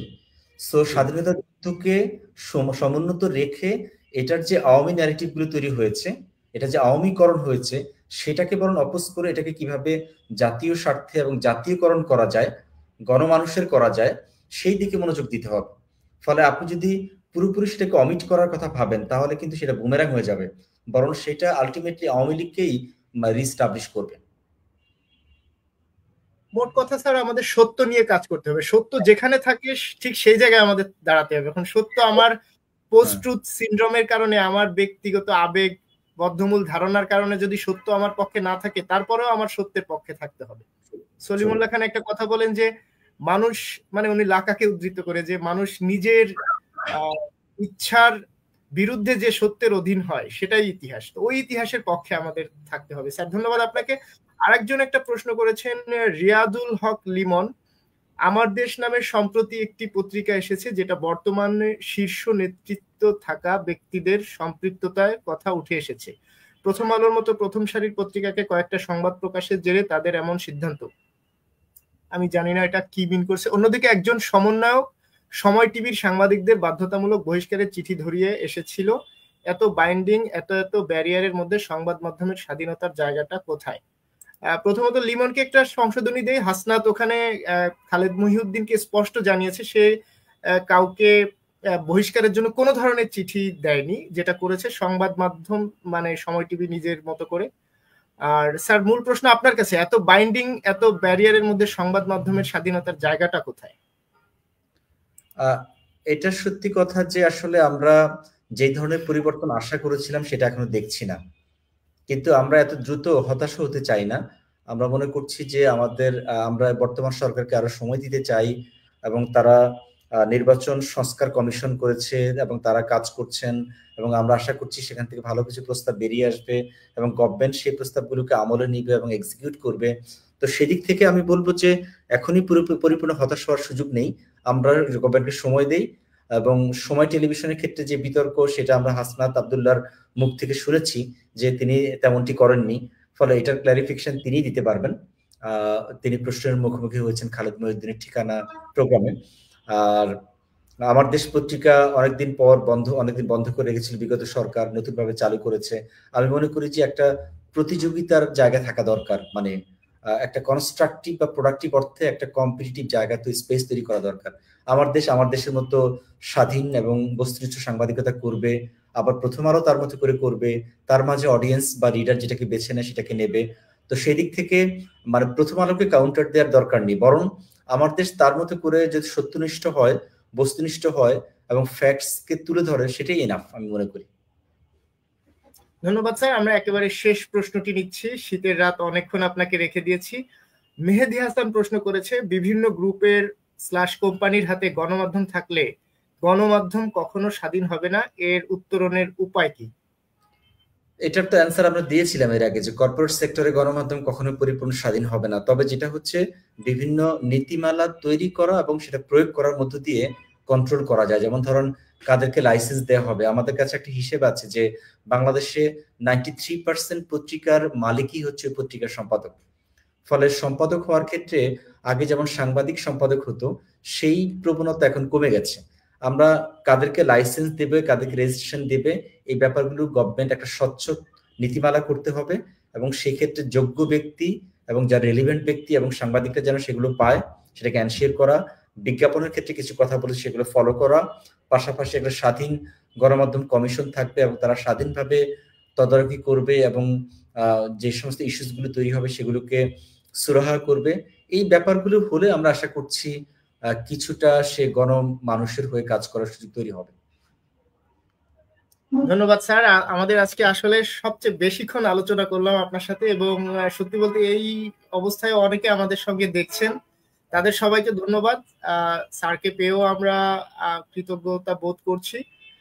তো আপনাকে স্যার আসলে আন্তরিকভাবে প্রতিবায়নের পক্ষ থেকে শুভেচ্ছা জানাচ্ছি, ধন্যবাদ জানাচ্ছি আমাদেরকে সময় দেওয়ার জন্য। আপনাকেও আমার পক্ষ থেকে শুভেচ্ছা, ধন্যবাদ, এবং প্রতিবায়নকে আমার পক্ষ থেকে আপনার শুভকামনা। আর দর্শক শ্রোতা যারা ছিলেন সামনে বা আছেন তাদেরকে আমার পক্ষ থেকে শুভকামনা। ভালো থাকবেন, ধন্যবাদ। ধন্যবাদ স্যার। আর এর মধ্যে যদি স্যারের উদ্দেশ্যে বা স্যারের কাছ থেকে কোনো কিছু কারো জানার থাকে, দয়া করে এই ভিডিওটা পরেও আমরা দিব ইউটিউবে এবং ফেসবুকে তো থাকবেই, আপনারা নিচে মন্তব্য করলে আমরা স্যারকে পরবর্তীতে যুক্ত করতে চেষ্টা করবো বা স্যারের কাছে বার্তাটা পৌঁছে দিব। স্যার আপনাকে ধন্যবাদ অনেক। আচ্ছা, আপনি ভালো থাকবেন, শুভরাত্রি।